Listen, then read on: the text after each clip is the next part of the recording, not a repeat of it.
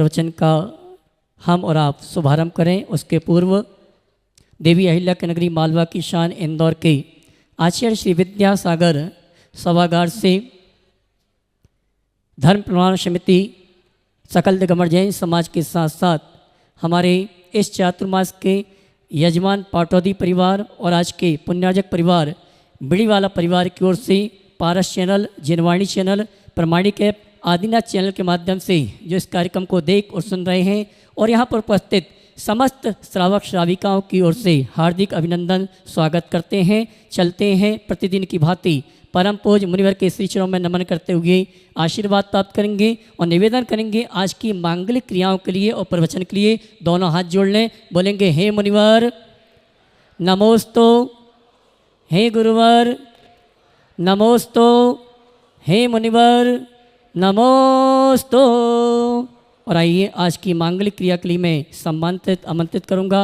आज के पूरे दिन की मुख्य जो क्रियाएं होंगी, जो भी कार्यक्रम होंगे उसके मुख्य पुण्यार्जक बिड़ीवाला परिवार से आमंत्रित करूंगा हमारे डॉक्टर दीपक जी, विकास जी और आ जाएं, तीनों यहाँ पर जावें। और इसी क्रम में मैं आमंत्रित करूंगा हमारे नवरत्न परिवार में से श्रीमान रमेश चंद जी, नरेश जी, प्रभा जी, कल्पना जी यहाँ पर आएँ मांगलिक क्रिया संपन्न करने के लिए। और इसी क्रम में आमंत्रित करूंगा हमारे चातुर्मास के यजमान मुकेश जी पाटौदी, वे पहुँचेंगे। और गुणायतन ट्रस्टी गाजियाबाद निवासी श्रीमान रवि जी जैन, वे भी आज की मांगलिक क्रिया के अंतर्गत चित्र दीप प्रज्वलन का कार्यक्रम संपन्न करेंगे। और अतिरिक्त आयुक्त सागर श्रीमान पवन जी जैन IAS ऑफिसर्स ये भी आए आज की मांगलिक क्रिया के अंतर्गत चित्र दीप प्रज्वलन का कार्यक्रम संपन्न करेंगे। आइए और सहयोगी बनेंगे हमारे कार्याध्यक्ष परिवार की ओर से राहुल जी मीडिया प्रभारी, आए।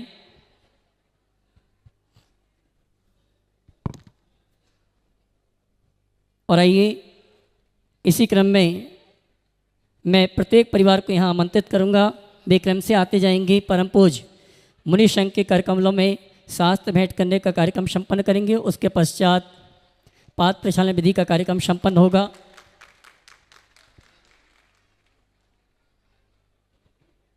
सहज सरल सदाचारी धीर गंभीर आज के मांगलिक क्रिया पुण्यार्जक परिवार स्वर्गीय श्री सुंदरलाल जी, शांति देवी, नरेंद्र कुमार, बिमला देवी, आजाद जी, श्रीमती रवि देवी, डॉक्टर अशोक जी, श्रीमती रितु जी, डॉक्टर राकेश सुयसा, डॉक्टर दीपक, राजमणि, राजीव मीना, संजीव मुक्ता, हर्ष पारुल, मनोज दीप्ति, प्रखर मनसा, विकास सोनल, अमित, रचना, पलाश, कृतिका, कृति, परियुल, सौम्या, क्षितिज, अनीशा, लव, कुश, पलक, शिका, सम्यक, हर्षिल, अनमोल, प्रक्षाल, आगम, आरुषि, श्रेष्ठ, सौम्या, अंबर, अश्मि, अनिमेश, अनायसा, पहर, बिड़ीवाला परिवार ये आएंगे। सर्वप्रथम परम पूज्य मुनिवर के कर कमलों में शास्त्र भेंट करने का कार्यक्रम संपन्न करेंगे। पूरा परिवार अब आ जावे, बिड़ीवाला पूरा परिवार आ जावे शास्त्र भेंट करने के लिए। और पवन जी 2 शास्त्र दे देना, एक महिलाओं के लिए, एक श्रावकों के लिए। आइए बिड़ीवाला परिवार पूरे यहाँ पर जावे शास्त्र भेंट करने के लिए।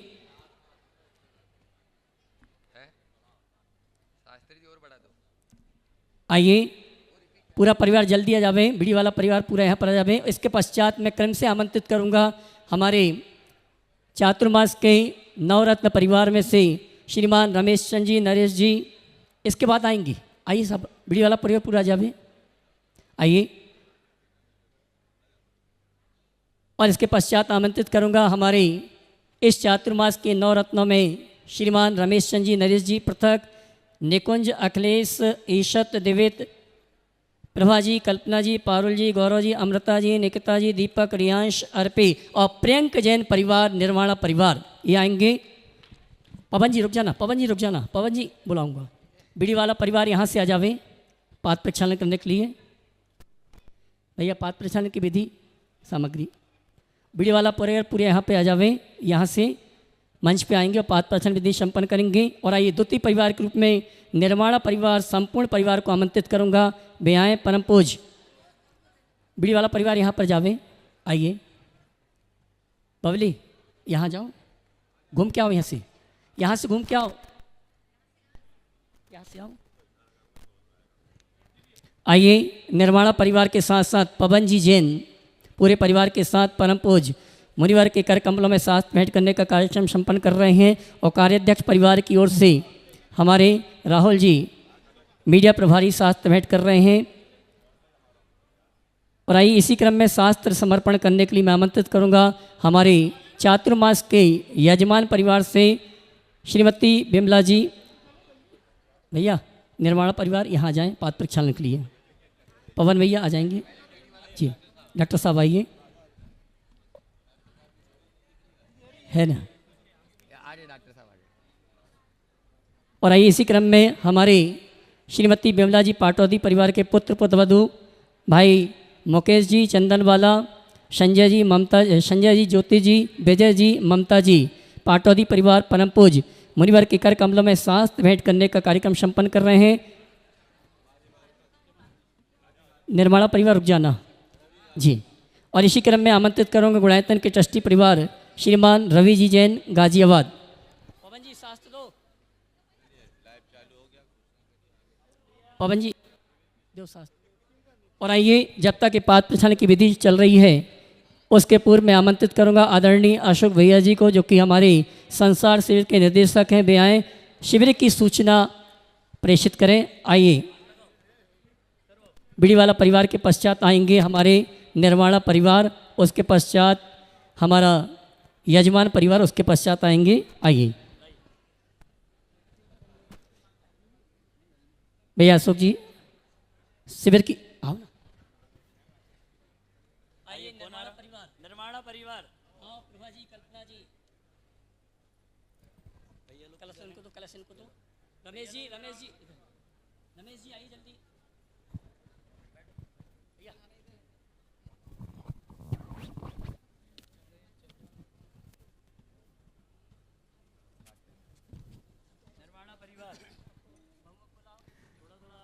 आइएगा बंधुओं, आज का ये विशेष सत्र जहाँ पर आप पूज्यवर के पावन मंगल आशीष वचनों को लेंगे।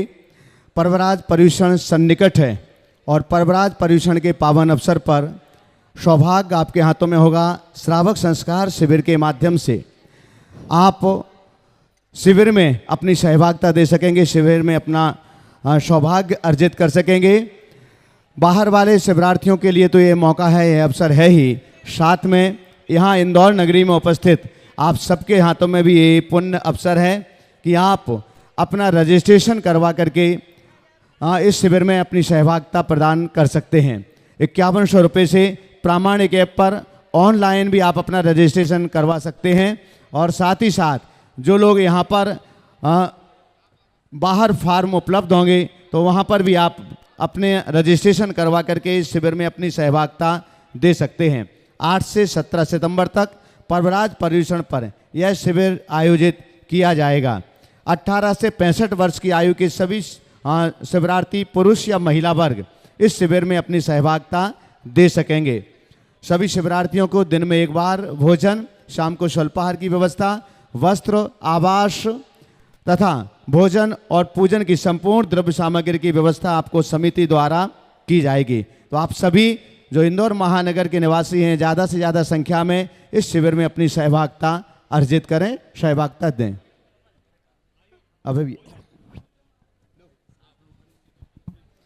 और आइए हम और आप परम पूज मुनि श्री मंगल उद्बोधन मंगल प्रवचन के लिए निवेदन करें। हमारे पाटौदी परिवार जो कि चातुर्मास के यजमान परिवार हैं, वे आएँ अपने पूरे परिवार के साथ पात्र प्रवचन विधि संपन्न करें।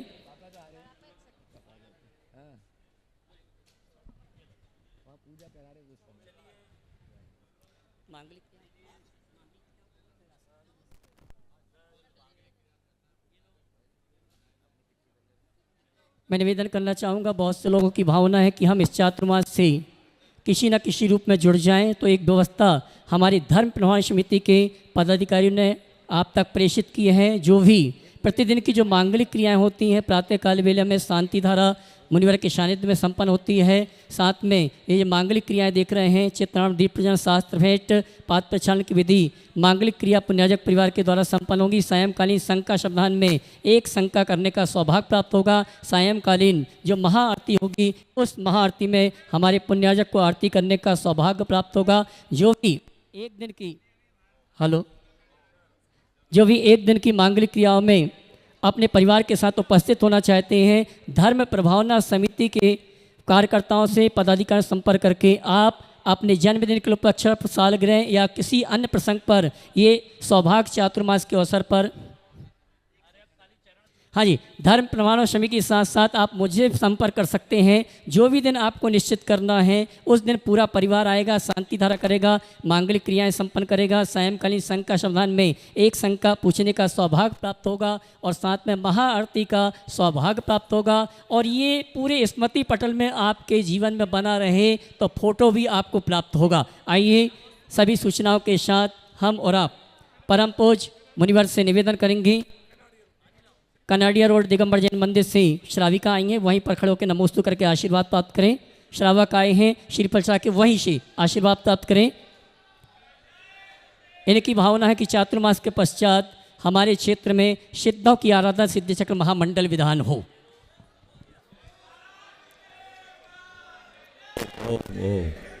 और आइए चलते हैं, निवेदन करते हैं पूरे सभा की ओर से परम पूज्य मुनिवर के श्री चरण में निवेदन है अपनी मंगल देशना के माध्यम से हम सभी को सदुपदेश देकर हम सभी का मार्ग प्रशस्त करें। दोनों हाथ उठा के जयकारा लगाएंगे, हाथ उठाइए।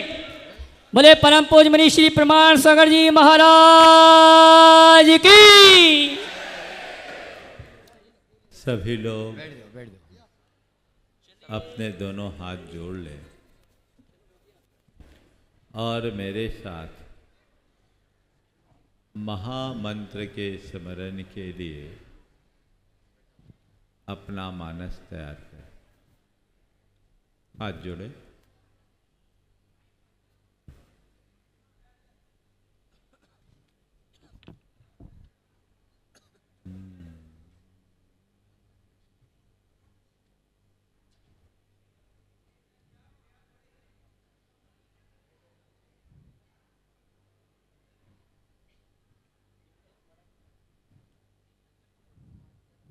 नमो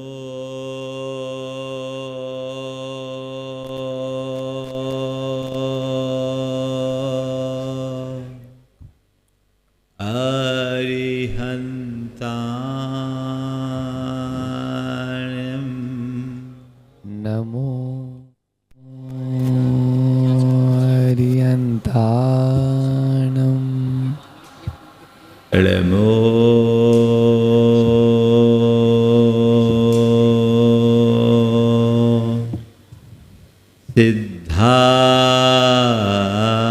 सिद्धाणं नमो सिद्धाणं नमो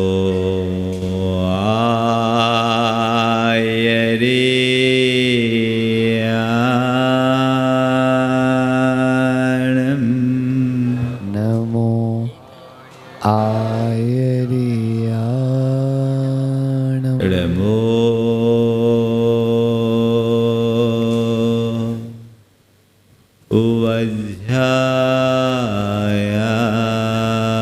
उवध्यायाणं नमो उवध्यायाणं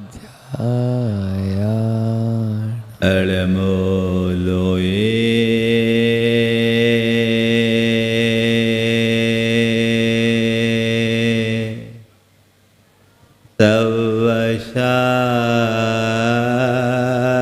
तवशाहुनं नमो लोई सवसाहुणम् एसो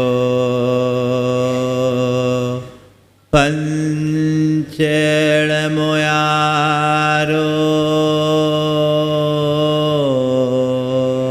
ऐसो पंचिणमो यारो सवपाव अनाशिनो सव पाव फणासिनुं मङ्गलाळं च सवेसिं मण्डलार्णं च संवेसि पढमं ॐ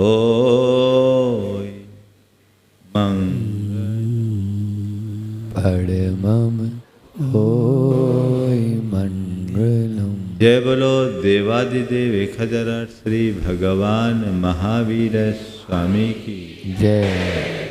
अहिंसा परमो धर्म की परम पूज आचार्य गुरुवर श्री विद्यासागर जी महाराज जय बोले परम पूज मनीषी प्रमाण सागर जी महाराज की, परम पूज मनीषी निर्वेक सागर जी महाराज की, परम पूज मनीषी संधान सागर जी महाराज की। नमोस्तु गुरुवर नमोस्तु। हमारा समस्त जीवन हमारी सोच पर निर्भर करता है। हमारी जैसी सोच होती है वैसा जीवन बनता है। जीवन को बेहतर बनाने के लिए सोच को बेहतर बनाने की जरूरत है। यदि सोच बेहतर होगी तो बदतर हालातों में भी बेहतर परिणाम निकलेंगे, और सोच बदतर होगी तो बेहतर हालात में भी हमारी स्थिति बदतर बन जाएगी। हमारे जीवन में बाहर की परिस्थितियों से ज़्यादा मनस्थिति की भूमिका होती है। जैसी हमारी मनस्थिति बनती है वैसा हमारा जीवन बनता है। इस आशय की बात विगत दिनों से लगातार 2 सप्ताहों से आप सबके बीच चल रही है। आपने इस बात को भली भांति समझ लिया कि हमारी सोच किस भांति काम करती है। आज उसी बात को निचोड़ के रूप में मैं आप सबके बीच रखना चाह रहा हूं कि हम अपनी सोच को टर्न ऑन कैसे करें। हमारा जीवन ठीक वैसे ही काम करता है जैसे लाइट है, स्विच ऑन करने से जल उठती है और ऑफ करने से बंद हो जाती है ना। कुछ नहीं किया हमने, ऑन किया और ऑफ किया। जो सिस्टम इस बाहर की लाइट में है ना, वही सिस्टम हमारे भीतर के लाइट में है। आप सब यदि थोड़ी देर मेरे साथ जुड़ेंगे तो इस चीज का अनुभव भी करेंगे। ऐसा हर व्यक्ति के जीवन में अक्सर होता रहता है, लेकिन प्रायः हम इसे नोटिस नहीं करते। पर अभी जो बातें मैं आप सबके बीच करने जा रहा हूं, आप सुनते ही ऐसा आभास और एहसास करोगे कि हाँ, बात तो सही, ऐसा होता है, हम कर नहीं पाते। कई बार सिचुएशंस सेम होती है, इमोशंस बदल जाते हैं। सामान्य रीत्या यदि कोई व्यक्ति आपसे अपशब्द बोल दे, आपको गुस्सा आएगा कि नहीं आएगा? बोलो। हाँ, आएगा। आप उसका प्रतिकार भी करोगे और हो सकता है आपकी प्रतिक्रिया उग्र भी हो, है ना। लेकिन वही शब्द, बल्कि उससे घटिया शब्द, कोई पागल आपको कहे तो क्या हुआ? क्या हुआ? अब शब्द सुनने से आपको गुस्सा आया या अब शब्द को पकड़ने से आपको गुस्सा आया? बोलिए। हाँ, तो गुस्सा का कारण बाहर है कि भीतर? हाँ, बात को समझिए। जहां आज मैं आपको ले जाना चाह रहा हूं, आज लंबा चलेगा और एक एक पॉइंट से हम आपको जोड़कर इस बात को रियलाइज करना की कोशिश करेंगे कि हम बदल सकते हैं, बशर्ते बदलना चाहे। और हमें बदलना है, इस निर्णय के साथ इस सभा में उठना है। किसी सामान्य व्यक्ति की बात से आप प्रभावित होते हैं, आपको गुस्सा आता है, आप प्रतिक्रिया करते हैं, और वही बात यदि कोई पागल कह दे आप उसे इग्नोर कर देते हैं। क्यों? अरे ये पागल है, छोड़ो, लेट अस गो, है ना। कोई नादान बच्चा आपके लिए कुछ उल्टा पुल्टा बोल दे, आपको गुस्सा आता है, बल्कि आप प्यार से उसे पुचकारते हो। क्यों? बच्चा है। दूध पीता बच्चा आपको लात मारता है, आपको गुस्सा आता है? नहीं, बल्कि और खुशी होती है। बच्चा है, नादान है ना। एक व्यवहार जो सामने वाला कर रहा है मनोनुकूल नहीं है, फिर भी हमने उसको अपने मन को अनुकूल बना लिया। क्यों? क्योंकि हमने अपने माइंड सेट को वैसा तैयार कर रखा है।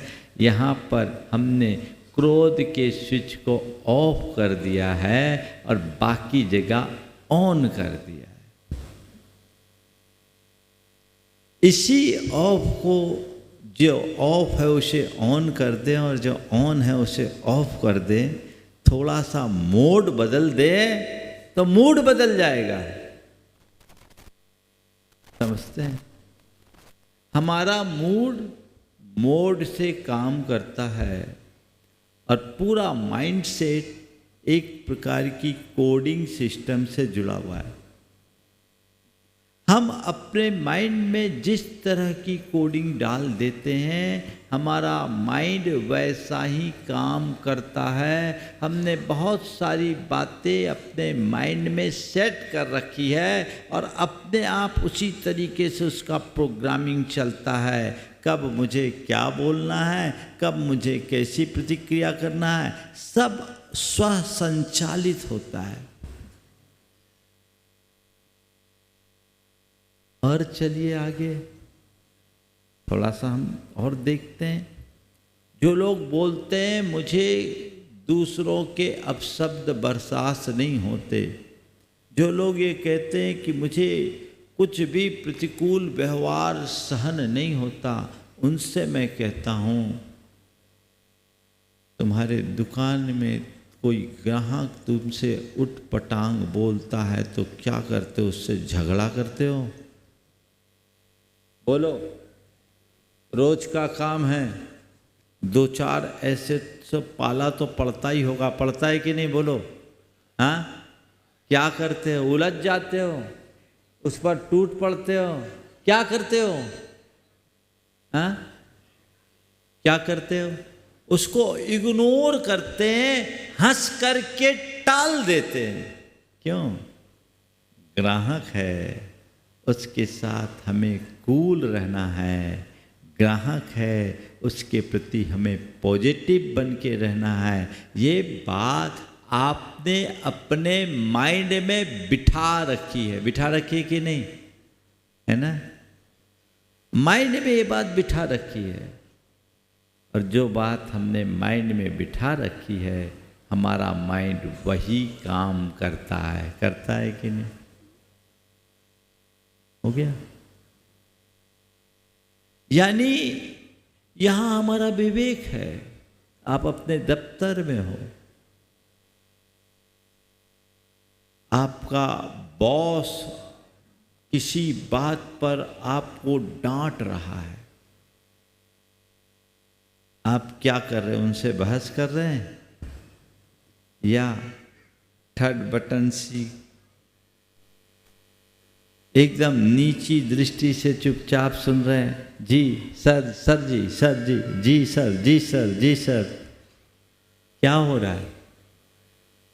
कितनी विनम्रता की मूर्ति बन गए आप। बने कि नहीं बने? हाँ हुआ? क्यों? एक बार की बात है, पारस चैनल का प्रसारण वीडियोकॉन वालों ने किसी कारण से बंद कर दिया होगा। मैं एक स्थान पर था, एक सज्जन कंपनी के कॉल सेंटर पे फ़ोन किए, जो उनका नंबर हो कस्टमर केयर का। मैं कक्ष में था, उनकी आवाज़ थोड़ी ऊंची थी और स्पीकर खोल के बात कर रहे, और वो आदमी बहुत उटपटांग तरीके से उसे बोल रहा था। मेरे कक्ष से 50 फीट दूर होगा, लेकिन इतनी जोर जोर से और इतनी हल्की बातें कह रहा था जो उसे नहीं कहना चाहिए था। मैं सुन रहा था और मैं देख रहा था सामने वाला इतना कूल होकर बोल रहा है, तो मुझे लगा ये तो कोई क्षमा मूर्ति बैठा हुआ है, बिल्कुल शांत।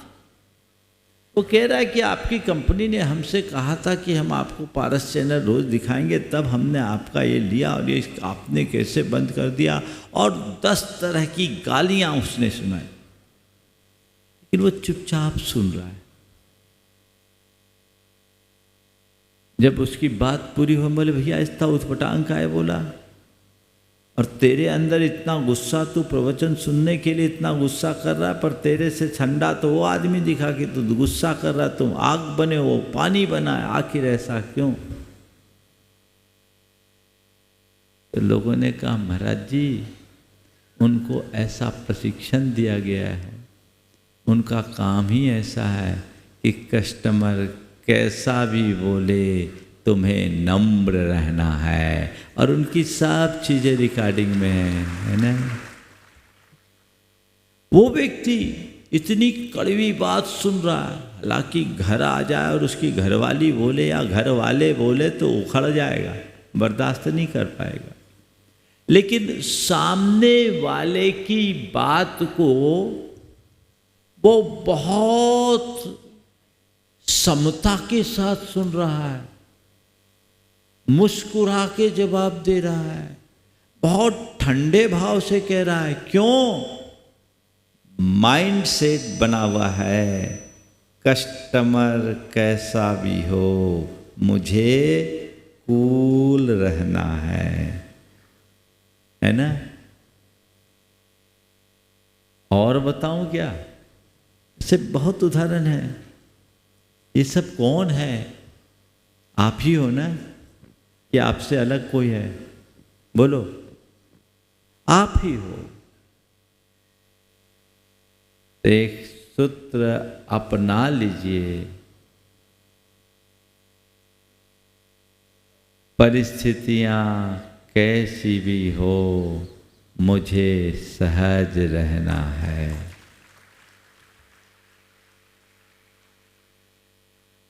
मुझे सहज रहना है। अपने माइंड सेट में इस बात को बिठाइए, मुझे सहज रहना है, चाहे कैसी भी सिचुएशन हो, मेरा इमोशन मुझे ठीक रखना है। आप कर सकते हैं? बोलो बोलो, ये किया जा सकता है कि नहीं? किया जा सकता है नहीं महाराज, हम तो करते ही हैं। करते हो कि नहीं? बोलो। हाँ, करते हैं। लेकिन क्या करते हैं? कभी कभी करते हैं और कहीं कहीं करते हैं, है ना। क्या करते हैं? कभी कभी करते हैं और कहीं कहीं करते हैं। अब मैं केवल इतना ही कहता हूँ, इस मोड को थोड़ा चेंज कर दो और अब कहो, अब मैं सभी जगह करूँगा, हर स्थिति में करूंगा। मैं आपसे एक सवाल करता हूं, आप प्रसन्नता चाहते हो कि नहीं? बोलो बोलो थोड़ा जोर से। कभी कभी चाहते हो या हमेशा चाहते हो? कहीं कहीं चाहते हो कि सब जगह चाहते हो? तो क्या करना है? जो बात आप कभी कभी इग्नोर करते हो, जो बात कहीं कहीं इग्नोर करते हो, उसे सब जगह और हमेशा इग्नोर करना शुरू कर दो। सदा बहार प्रसन्न बने रहोगे। क्या सूत्र निकला? सहज बने रहने के लिए चीजों को इग्नोर करना शुरू कीजिए। ये दूसरा सूत्र। सदा बहार प्रसन्न रहने के लिए सहज रहें और सहज बने रहने के लिए चीजों को इग्नोर करना शुरू करें। आप करेंगे? बोलिए, बोलो। हाँ, अभी तो महाराज आप जो बोलो, हम तो आपके प्रवचन को ही इग्नोर करने तैयार हैं। अरे भैया, मेरे प्रवचन को इग्नोर मत करना, इसे तो गौर से सुनना। और प्रवचन में जो पाठ पढ़ाया जा रहा है उसे एक्सेप्ट करके अपने जीवन में उतारना, ताकि हम सही जीवन जी सके, अपने जीवन में सकारात्मक बदलाव ला सके। ये प्रयास हमको करना है, अपने माइंड सेट को बदलने का। देखिए, हमारे जीवन में 4 प्रकार की दुर्बलताएं हैं मुख्य। ऐसे तो बहुत सारी, क्रोध की, गुस्सा की, डर की, चिंता की और वासना की। क्रोध, डर, चिंता और वासना, या आशा, ये चारों बातें हीनाधिक रूप में हर मनुष्य को जकड़े हुए है ना। और इनके कारण हमारा आंतरिक व्यक्तित्व खोखला होता है, व्यक्ति अंदर से कमजोर होता है। इन सब को यदि हम अपनी मनोदशा को बदलने में सक्षम हो जाए तो बहुत आसानी से दूर कर सकते हैं। अब मैं इन्हीं के विषय में बात आगे बढ़ाता हूं। क्रोध को ले, यहां एक भी व्यक्ति ऐसा है जो कहे कि मुझे गुस्सा नहीं आता? एक आध नहीं, उनमें मैं भी शामिल हूं, चिंता मत कर। ये हो सकता है कि किसी को गुस्सा का वेग अधिक हो, किसी का कम, हीनाधिक मात्रा में होता है। लेकिन आपने कभी विचार किया कि आपका गुस्सा कब आता है और किस पर आता है? बोलो, सब जगह आता है? सब पर होता है? सब जगह क्यों नहीं, सब पर क्यों नहीं? तो आप पाएंगे कि हमें हमारा गुस्सा हमारे माइंड सेट के साथ काम करता है।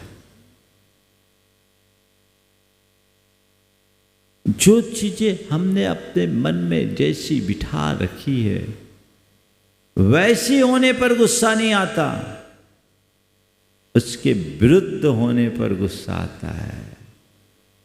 प्रतिष्ठान में ग्राहक तो ऐसा बोलता है, चलेगा, हमारे माइंड सेट में बैठा हुआ है, गुस्सा नहीं आएगा। वहां पागल की तो आदत है, माइंड सेट में बैठा है, गुस्सा वहाँ नहीं आएगा, है ना।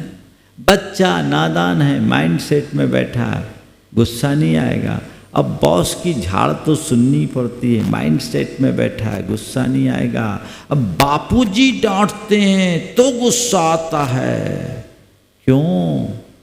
पहले बच्चों की ठुकाई होती थी तो भी बाप को जवाब नहीं देता था, होता था कि नहीं? बोलो, हमारी पीढ़ी तक के लोगों के साथ तो ऐसा अनुभव रहा होगा, है ना। हो सकता है मेरे बात के भी थोड़े पीढ़ी के, कि अगर बाप ने ठोक दिया तो भी मुंह चलाने की हिम्मत नहीं। पिताजी हैं, वो डांट सकते हैं क्योंकि उनने हमें जन्म दिया है, जीवन दिया है, संस्कार दिया है, माइंड सेट था। और आज के बच्चों में, आज का तो दूध पीता बच्चा भी है ना, तो बाप को टका सा जवाब दे देता है। माइंड सेट बदल गया, है ना।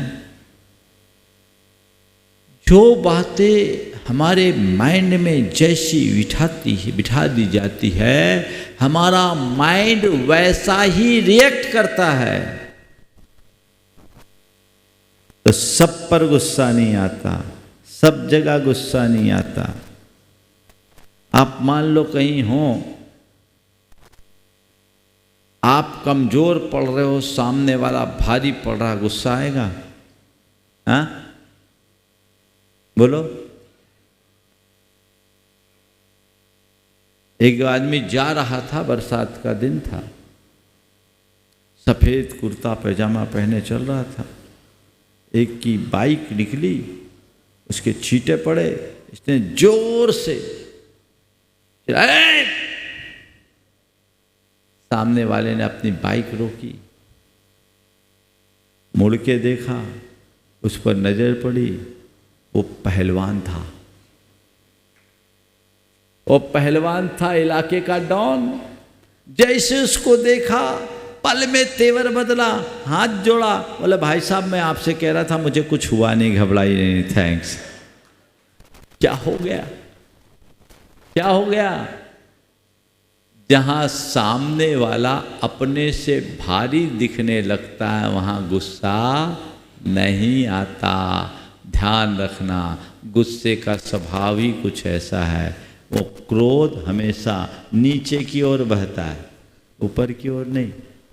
बॉस ने अगर तुम्हें झाड़ा तो तुम अपनी खींच अपने सबऑर्डिनेट पर निकालोगे, सबऑर्डिनेट आएगा तो चपरासी पे निकालेगा, चपरासी आएगा तो अपनी घरवाली पे निकालेगा, घरवाली है तो बच्चों पे निकालेगी, और बच्चों को कुछ नहीं मिलेगा तो खिलौनों पे निकालेगा।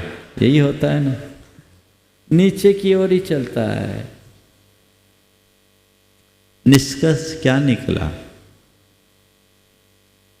सब पर गुस्सा नहीं आता, सब जगह गुस्सा नहीं आता, उसी पर गुस्सा आता है, और उसी जगह गुस्सा आता है जो हमारे माइंड सेट के बाहर होता है ना।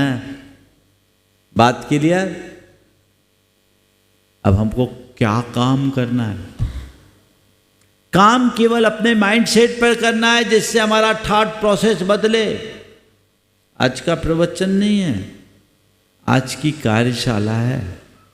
कॉपी पेन तो लाए नहीं होंगे, क्योंकि आप लोग सब अकलंक हो, एक बार में सब याद हो जाता है ना। क्या जरूरत ही नहीं महाराज, आप तो बोलते हो सब घुस जाता है अंदर, और हम तो घुसा घुसा के रखते हैं, प्रयोग कभी नहीं करते। ऐसा हमें क्या करना है? अपने अंदर एक ऐसी प्रोग्रामिंग सेट करना है कि मेरा माइंड सेट ऐसा हो जाए जो मुझे सब जगह और सब पर सहज बनाए रखे।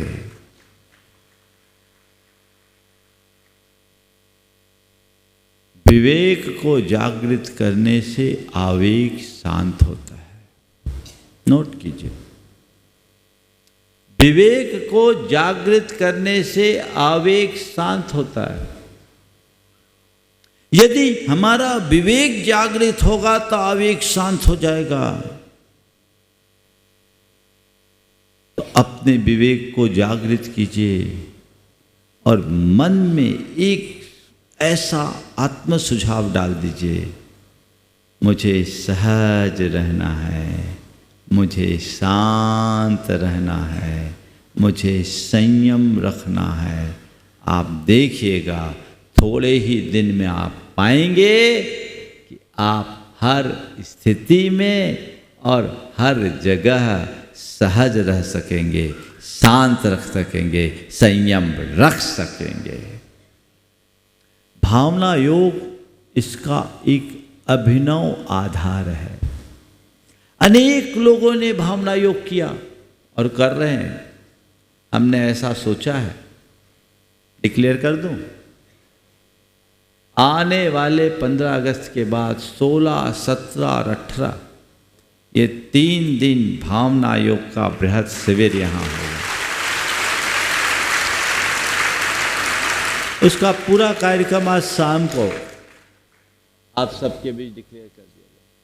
ये त्रिदिवसीय भावना योग का शिविर जो धर्म का एक प्रैक्टिकल एस्पेक्ट आपको देगा, जिसे आत्मसात करके आप अपने जीवन में व्यापक बदलाव घटित कर सकेंगे। अपने माइंड सेट को हमें ठीक करना है कि क्रोध एक बुराई है जो मुझे परेशान करने वाली चीज़ है, मुझे इस तरफ अपने अंदर बदलाव लाना है। और कैसे अपने माइंड सेट को ठीक किया जा सकता है? हम अपने सबकॉन्शियस माइंड में जैसा प्रोग्राम फीड कर देंगे हमारा जीवन वैसा बनता है। और वो प्रोग्रामिंग कैसे फीड की जाएगी उसकी पूरी प्रोसेस आने वाले दिनों में भावना योग में आपको करके बताया जाएगा। और यदि आप अमल करेंगे तो आप मान करके चलना, आपके जीवन में असाधारण परिवर्तन आएगा, उसे कोई रोक नहीं सकता। बदलाव, परिवर्तन, ट्रांसफॉर्मेशन सब कुछ मेरे हाथ में है, बशर्ते मैं उसके लिए तैयार रहूं। हमारी सबसे बड़ी कमजोरी तो ये है कि हम बातें करते हैं पर प्रयास नहीं करते। ध्यान रखना, बातों में बदलाव नहीं है, प्रयास में परिवर्तन है। उसकी शुरुआत हो तो अपने माइंड सेट को चेंज करें, थोड़ी सी सोच को बदले। हम अपनी सोच को सकारात्मक बना ले, कभी भी गुस्सा आएगा ही नहीं। और सकारात्मक सोच को बनाने के लिए चिंतन को समग्र बनाएं, समग्रता का चिंतन करें। कई बार चीज़ें जैसी दिखती है वैसी होती नहीं, और हम उसे अपने एंगल से देखते हैं, सामने वाले के एंगल से नहीं देखते, तो हम बहुत सारी नकारात्मक प्रतिक्रियाएं करना शुरू कर देते हैं। यदि हमने उस स्थिति में समग्रता से सोचना शुरू कर दिया हो तो हमारे अंदर गुस्सा आए ही नहीं। एक एग्जाम्पल देता हूं।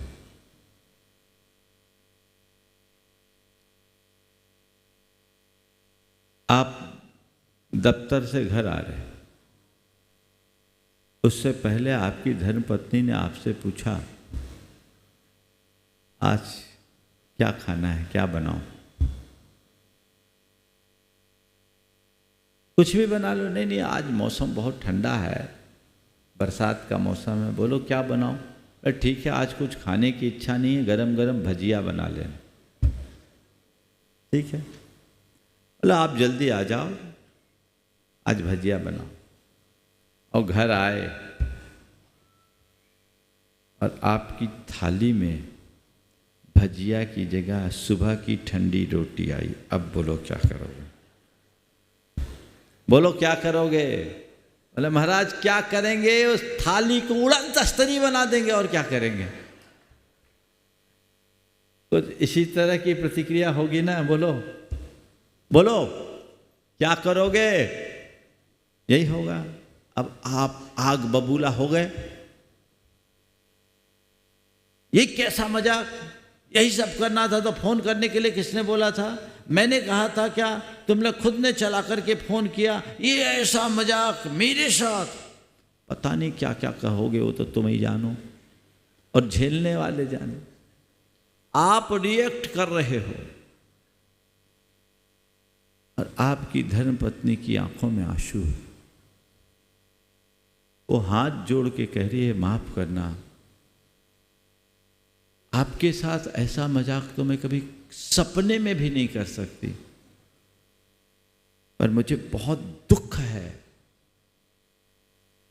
कि मैं आपको कहकर आपके मन की बात पूरी नहीं कर पाई।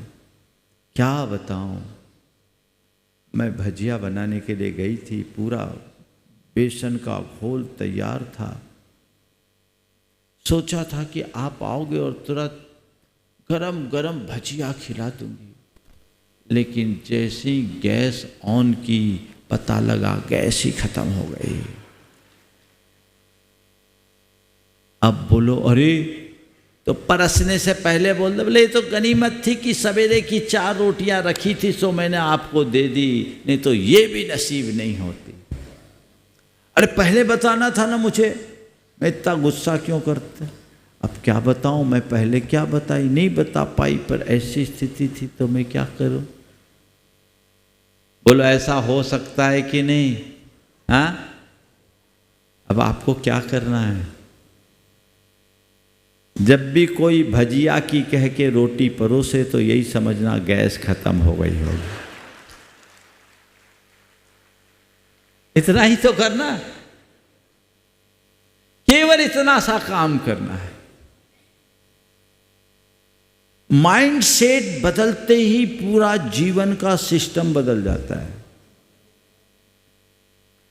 2019 में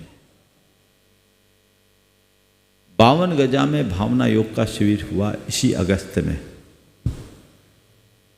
उसके बाद जब 2020 में हम भोपाल पहुंचे, वहाँ एक युवक एक मंदिर के दर्शन करके मैं निकल रहा था और वो बाहर बिल्कुल अपनी बैग से उतर रहा था, उसके साथ उसकी धर्मपत्नी थी और उसकी बाइक की डिक्की में लिखा था मुझे शांत रहना है। मैं जस्ट देखा, मुझे अच्छा लगा, मतलब ये क्या है? तो उसकी धर्मपत्नी ने कहा महाराज ये भावना योग का चमत्कार। अरे पहले सुन तो लो फिर ताली बजाना, आधे में ताली बजा देते हो, पूरी बात सुनो। मैंने कहा क्या? बोले महाराज जी मैं इन्हें जबरदस्ती अगस्त में भावना योग के शिविर में लेके गई थी। ये प्रचंड क्रोधी थे, प्रचंड क्रोधी। महाराज बात बेबात में इन्हें गुस्सा आता था, गुस्सा आता नहीं था, ये गुस्से में ही रहते थे, बड़े गुस्सैल थे। महाराज मैं इनको लेकर के गई, ये 3 दिन के शिविर को अटेंड किए और 3 दिन की शिविर में आने के बाद इन्होंने प्रयोग किया। रोज़ भावना योग करते हैं और आपने जो बोला था मुझे शांत रहना है, मुझे सहज रहना है, मुझे संयम रखना है, घर की छत पर बैठकर तीनों मंत्रों का 108 बार दीर्घ उच्चारण करते हैं आज भी। और महाराज जैसा आपने बोला गाड़ी की डिक्की में लगा लिया, घर के दरवाजे में लगा लिया, अपने कमरे में लगा लिया, अपनी दुकान में लगा लिया, मुझे शांत रहना है, मुझे शांत रहना है। महाराज जी ये जितने क्रोधी थे उतने ही शांत हो गए। आग पानी में बदल गया। मैंने जब उससे पूछा तो बोला महाराज अब मेरा माइंड सेट बदल गया। क्या बदल गया? Mind set. मैं तो आपसे कहता हूं भैया आप अपनी बाकी सेट की जगह माइंड सेट को संभालो। समझ गए? अब पता नहीं कौन कौन सी सेट की चेकिंग चक्कर में लगे रहते हो आप, है ना? माइंड सेट को अपसेट मत होने दो। पूरा काम हमें अपने माइंड सेट को बैलेंस बनाए रखने के लिए करना चाहिए। अगर सोच सकारात्मक हो जाएगी, आप समग्रता से विचार करेंगे। हम लोगों की एक कमी है कि हम केवल अपने स्तर पे सोचते हैं, सामने वाले की बात कभी सोचते ही नहीं। यदि हमने अपने अंदर ये दृष्टि जगा ली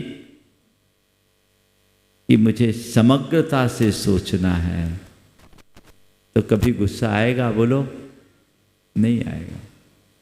हम परेशान नहीं होंगे। चीजों को वैसे बदलिए। एक बहन जी बहुत परेशान थी। परेशान इस बात से थी कि उनका पति बहुत गुस्सैल था। एक रोज मेरे पास आई और फूट फूट कर रोने लगी। बोले, महाराज बहुत परेशान हूं। हमारे श्रीमान बहुत गुस्सा करते हैं और बहुत उल जलूल बोलते हैं, बहुत उल जलूल बोलते हैं। महाराज सहन नहीं होता। 25 बरस से झेल रही हूं। मैंने कहा 25 साल झेल ली तो और 10-20 बरस झेलना आप क्या है, अपना मेन पीरियड टाइम तो निकल गया। नहीं महाराज, आप तो कोई उपाय बताओ। बहुत हो गया, अब मुझसे बर्दाश्त नहीं होता, कब तक सहन करूँ ये सब। आज बहुत गंदा गंदा बोलते हैं। मैंने उस बहन जी से कहा, संयोग से जहाँ मैं था वहाँ एक पागल घूमता था और पागल बड़ी भद्दी भद्दी गालियाँ देता था। मैंने कहा, तुम्हें रास्ते में कभी वो पागल मिला? बोले, हाँ मिला। क्या बोलता है? बोले, गंदी गंदी गालियाँ देता है। हमने कहा, तुम्हारे पति भी ऐसी गालियाँ देते? नहीं महाराज, उतनी गंदी तो नहीं देते। पागल आज कभी तुम्हें मिला? मिला। बोला, आज भी मिला था। बोले, मिला था। तुम्हें गालियाँ दिया? बोले, हाँ दिया, सबको देता है। तो उसकी गाली को सुनकर तुम दुखी क्यों नहीं हुए? बोले, महाराज उस पर क्या दुखी होना, वो तो पागल है। उसमें क्या दुखी होना, वो तो पागल है। तो मैंने कहा, एक काम कर लो, जैसे उसे पागल मानकर तुम उसको इग्नोर कर देती हो, जब तुम्हारा पति गुस्सा करने लगे तो समझ लेना अभी पगलाया हुआ है। और जो व्यक्ति अपनी पत्नी को उल जलूल गालियां दे, वो समझदार कैसे हो? पागल ही समझना। हमने कहा पागल है, इग्नोर कर दो। हम बोले, तुम्हारे पास कोई और रास्ता नहीं? मैंने उसको धीरे से पूछा, ये बताओ तुम पति को बदल सकती? बोले, नहीं, पति का स्वभाव तो मैं नहीं बदल पा रही हूं। तो हमने कहा, दूसरे पति की इच्छा है क्या? बोले, वो भी नहीं है। तो हमने कहा, जब ना तुम पति के स्वभाव को बदल सकती ना पति को बदल सकती, तो एक ही काम हो सकता है जो तुम्हारे हाथ में। बोले, क्या? हमने कहा, पति के प्रति अपना एटीट्यूड बदल दो और ये समझ लो गुस्सा के समय पागल। फिर मैंने उससे एक सवाल और किया, ये बताओ, जब गुस्सा ठंडा हो जाता तो महाराज जब शांत रहते हैं ना, तो उनसे अच्छा इंसान नहीं। जब शांत रहते हैं तो उन जैसा कोई इंसान नहीं। तो हमने कहा, ये बताओ, अगर तुम्हारा पति हकीकत में पागल हो जाता तो तुम उसको झेलती कि नहीं? बोले, हाँ महाराज, झेलना ही पड़ता। तो समझ लो थोड़ा सा टेम्परेरी पागल हो जाता, झेल लो, काम खत्म। अब भगवान को इस बात का धन्यवाद दो कि हे भगवान, मेरे पति को आपने पागल तो बनाया पर अल्पकालिक, दीर्घकालिक नहीं, इसका आभार। मैंने उसे अपने तरीके से मोटिवेट किया, थोड़ा मजाक भी किया, और उसका परिणाम मैं आपको बोलता हूं। अब वो महिला बहुत प्रसन्न रहती है। मैंने एक बार पूछा, क्या हाल है? बोले, महाराज अब बहुत अच्छा, आपने समझाया, बात लग गई। हम बोले, अब पति का स्वभाव बदल गया क्या? बोले, महाराज पति तो जैसे थे सो हैं, पर मुझे विकल्प नहीं होता क्योंकि मेरा माइंड सेट बदल गया। आपको क्या करना है? क्या करना है? किसको बदलना है? किसको बदलना है? समझ गए? और मेरी एक ही कोशिश है, इस चातुर्मास में कुछ बदले या ना बदले, आपका माइंड सेट बदल जाए। वो बदल गया तो जीवन संभल जाएगा। जीवन को संभालने के लिए केवल इतना सा ही काम करना है। तो माइंड सेट को बदलने की अपनी आंतरिक तैयारी कीजिए, उसके लिए प्रयास कीजिए। चीजें अपने आप ठीक होने लगेगी और आप पाएंगे कि आप अपने आप में बहुत समर्थ हो गए। हमें उस पर काम करने की जरूरत है। एक सज्जन मेरे पास आए, बड़े उद्योगपति थे, पर उनके मन में एक ख्वाहिश जगी बहुत बड़ा आदमी बनने की। ओवर एस्टिमेट काम कर लिया, बैंक से 700 करोड़ का लोन ले लिया, टर्की में, चेकोस्लोवाकिया में और अन्य कई देशों में उनने अपने काम की शुरुआत कर ली। कई तरह का MOU कर लिया। अच्छे खासे इंडस्ट्री के मालिक, लेकिन बहुत बड़ा आदमी बनने के चाह में उनने क्षमता से बड़ा काम कर लिया और सरकार की एक नीति बदली कोल ब्लॉक को लेकर, उसके चपेट में वो आ गए। उनका काम शुरू नहीं हो पाया और ब्याज के बोझ में दब गए। पूरी इंडस्ट्री खत्म हो गई, सब चीज़ें बिक गई। अब उनके मन में बड़ी चिंता और तनाव हावी। न जाने कितने के पास गए, झाड़ फूंक मंत्र तंत्र जो जिसने बोला सब किया। 25-50 लाख रुपए फूंक भी दिए कि मेरी स्थिति ठीक हो जाए। जब मैं सम्मेद शिखर जी में था तो मेरे पास आए। सही डॉक्टर के पास आदमी केस बिगड़ने के बाद ही आता, पहले नहीं आता। ये एक स्वभाव है। अरे पहले आ जाए तो केस ही ना बिगड़े। अब मेरे पास आए, मैंने उस व्यक्ति से एक ही बात कहा, पूरी बात सुनी।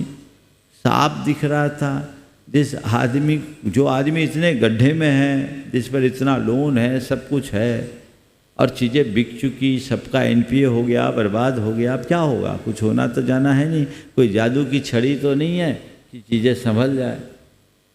मैंने उनको एक बात समझाई, बोले देखो जो है सो है। आप ये बताओ, आपने अपने कैरियर की शुरुआत की थी तब आपके पास क्या था? बोले जेब में कुल 500 रुपये थे। सेल्फ मेड व्यक्ति था। 500 रुपये से अपने कैरियर की शुरुआत की थी और 500 रुपये से कैरियर की शुरुआत करके आपने एक बहुत अच्छा कारोबार विकसित किया। करोड़ों नहीं अरबों तक पहुंचे, चला गया। आप अपने मन में एक बात बिठाइए, जो था वो भी मेरा नहीं, जो है वो भी मेरा नहीं और जो होगा वो भी मेरा नहीं। एक संयोग था, आपका दिमाग वैसा काम किया और आपने उसी अनुरूप निर्णय लिए, हो गया जो होना था। इसे एक खेल समझे। मैंने उन्हें एक बात कहा कि मैं तुम्हारी परिस्थिति को नहीं बदल सकता, लेकिन यदि तुम चाहो तो तुम्हारे दिमाग का बोझ उतार सकता हूँ।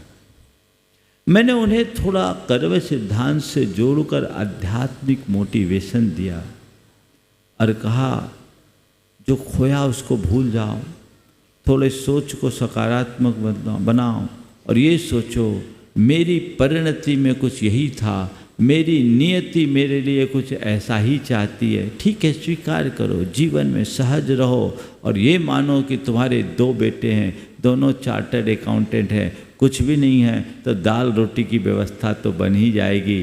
तुम्हें कुछ सोचने की ज़रूरत नहीं है। सब कुछ खो करके भी सब कुछ पाया जा सकता है। तुम अपने मन से इस चिंता और अपने भविष्य के डर को निकाल दो। बस जो होगा सो अच्छा होगा, जो कल देगा वो कल की व्यवस्था देगा। आप परेशान मत होइए। मैंने उनके आत्मविश्वास को जगाया, उन्हें उत्साहित किया। देखते देखते चेहरे पर प्रसन्नता की लकीरें उभरने लगी और बाद में उनने कहा, महाराज आज पहली बार मुझे किसी ने इतनी सकारात्मकता से समझाया है। अभी तक तो मैं जिसके पास भी पास गया ये मंत्र जाप लो, ये विधान कर लो, ये पूजन कर लो, यहाँ दर्शन कर लो, वहाँ वो कर लो, ये हवन करा लो, महाराज मुझे सब ने कर्म कांडों में उलझाया। आज आपने मुझे कर्म सिद्धांत का बोध कराकर सही तत्व ज्ञान करा दिया। मैं आपके प्रति आभारी हूँ। उसके बाद वो कई बार मेरे पास आए। हालांकि अब तो फिर उनके जीवन का अध्याय बदल गया, तेज़ी से ग्रोथ किया और काफ़ी आगे बढ़ गए, स्टेबल हो गए। उन्होंने बाद में कहा, महाराज अब मेरे मन में कोई विकल्प नहीं क्योंकि मेरा माइंडसेट बदल गया। मनस्थिति बदलोगे परिस्थिति अपने आप बदल जाएगी। तत्व ज्ञान, आत्मविश्वास जीवन में बहुत बड़ा बदलाव लाता है। वो बदलाव अपने भीतर विकसित कीजिए। यदि अंदर से सकारात्मकता आएगी सब चीजें दूर हो जाएगी। कुछ भी होने लगता है डर। अभी एक युवक, उसके पिताजी को कैंसर की शिकायत हुई और उसे खुद को भी कैंसर की हल्की शिकायत है। मन में डर, भयंकर डर, अब मेरा क्या होगा, स्वाभाविक है। और मेरे डर के साथ साथ मेरा क्या होगा तो मेरे पीछे वालों को क्या होगा, मेरी इंडस्ट्री का क्या होगा, मेरे परिवार का क्या होगा, यही सब आता है ना। सपोज उस व्यक्ति ने मेरे सामने ये सवाल रखा। मैंने कहा तुझे डरने की जरूरत ही नहीं है, तुम्हारा कुछ हो ही नहीं सकता और ये बीमारी तुम्हें है कहां, तुम किसे बीमार मान रहे हो। मैंने उससे ऐसे ही कहा, तुम किसे बीमार मान रहे हो। उससे अपना नाम लिया। मतलब वो तुम हो कहां, जिसे तुम बीमार मान रहे हो वो तुम हो ही नहीं। तुम्हारे साथ सबसे बड़ी मुश्किल तो ये है कि जो तुम हो उसका तुम्हें पता ही नहीं। जो तुम हो उसे बीमारी छू ही नहीं सकती। तुम शरीर नहीं आत्मा हो, किसके लिए रो रहे हो। अपनी आत्मा को पहचानो। ये शरीर तो एक दिन में नष्ट होना है। अगर जाने की बारी आएगी तो स्वस्थ आदमी भी चला जाएगा और तुम्हारी आयु टिकी है तो तुम पर वज्रपात भी हो जाए तो बचकर निकल जाओगे। शरीर है, जब तक तुम्हारी आयु है तुम्हें कोई हिला नहीं सकता और आयु पूरी होने के बाद तुम्हें कोई जिला नहीं सकता। तुम जो हो उसे पहचानो। तुमने तो अपनी काल्पनिक छवि को अपनी असली छवि मान रखा। वो तुम हो कहाँ, वो तुम्हारा भ्रम है। इस भ्रम को तोड़ो और जो तुम यथार्थ में है उसके तरफ अपनी दृष्टि रखो। अपने आप को पहचानो। कुछ भी नहीं है, बाहर की चीज़ें हैं और जो चीज़ें हैं वो एक संयोग है और वो संयोग अगर अनुकूल होगा तो सबके साथ अनुकूल बन जाएगा। तुम्हें ना आगे की चिंता करना ना पीछे की चिंता करना। तुम्हें तो केवल अपने अपने वर्तमान को देखना है और स्वरूप का चिंतन करना है। तुम्हारे हृदय में डर बचेगा ही नहीं। अगर व्यक्ति के अंदर ऐसी भावनाएं आ जाए तो डर रहेगा क्या। डर को दूर करने का एक ही उपाय है, वो है आत्मविश्वास, आत्मा का विश्वास और अपने आप पर भरोसा। ये दो बातें जिस मनुष्य के हृदय में आ जाए उसके मन में कभी डर आ ही नहीं सकता। मैंने उसे अपने तरीके से मोटिवेट किया, करीब 15 मिनट का संबोधन दिया। उसे बहुत हिम्मत आई, बहुत हिम्मत आई। हमने कहा तुम चिकित्सा कराओ, भावना योग करो और जो कुछ करना है करो, लेकिन इस बात को अपने दिमाग से निकाल दो। जब तक तुम्हारे दिमाग में ये डर बैठा रहेगा जो बीमारी 4 दिन में जाने वाली है वो तुम्हें 4 बरस तक जकड़े रहेगी। इसको हटाओ, दिमाग से निकाल दो। और उस व्यक्ति के हृदय में ये बात बैठ गई। उसने अपने आप को कहा कि अब महाराज आपने मुझे दिशा दे दी, दृष्टि दे दी, अब इस बीमारी को मैं अपने ऊपर हावी नहीं होने दूंगा। मैंने कहा एक सूत्र लेके जाओ, मुझे बीमारी को हराना है, बीमारी से हारना नहीं। मनोबल ऊंचा हुआ। आज डॉक्टरों ने बता दिया उसको अब बीमारी के कोई लक्षण नहीं है और बड़े आनंद से वो व्यक्ति जी रहा है। उसके पिताजी भी स्वस्थ हैं। बदलाव ऐसे आता है। अगर हमने अपनी मनस्थिति को बदलने की क्षमता जगा ली तो डर खत्म होगा, चिंता खत्म होगी। समझ गए? चौथी बात है जो आसक्ति, उस पर थोड़ी सी चर्चा करो और फिर आज की बात मैं आपसे और जो कहना चाह रहा हूं कहूँगा। आसक्ति, व्यक्ति को पैसे की आसक्ति होती है और वासना मूलक आसक्ति होती है, खाने पीने की आसक्ति होती है, नाम की आसक्ति होती है, धनाकांक्षा, यशोकांक्षा, भोगाकांक्षा, समझ गए, और यश प्रतिष्ठा की आकांक्षा।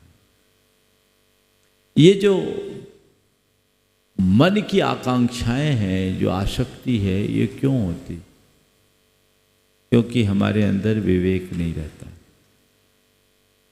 जिस दिन आपके मन में ये बात बैठ जाएगी कि पैसे की उपयोगिता और पैसे का औचित्य कितना है, आपकी वहां आसक्ति मंद होने लगेगी।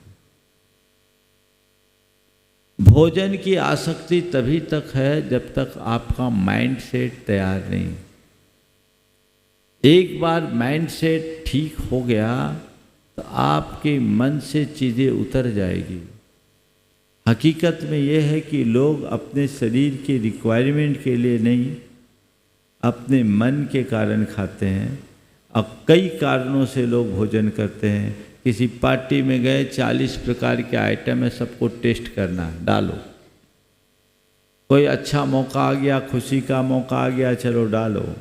ये तो लेटर बॉक्स है, इसमें लिफाफा भी चलेगा, अंतर्देशी भी चलेगी, पोस्ट कार्ड भी चलेगा, सब डालते जाओ।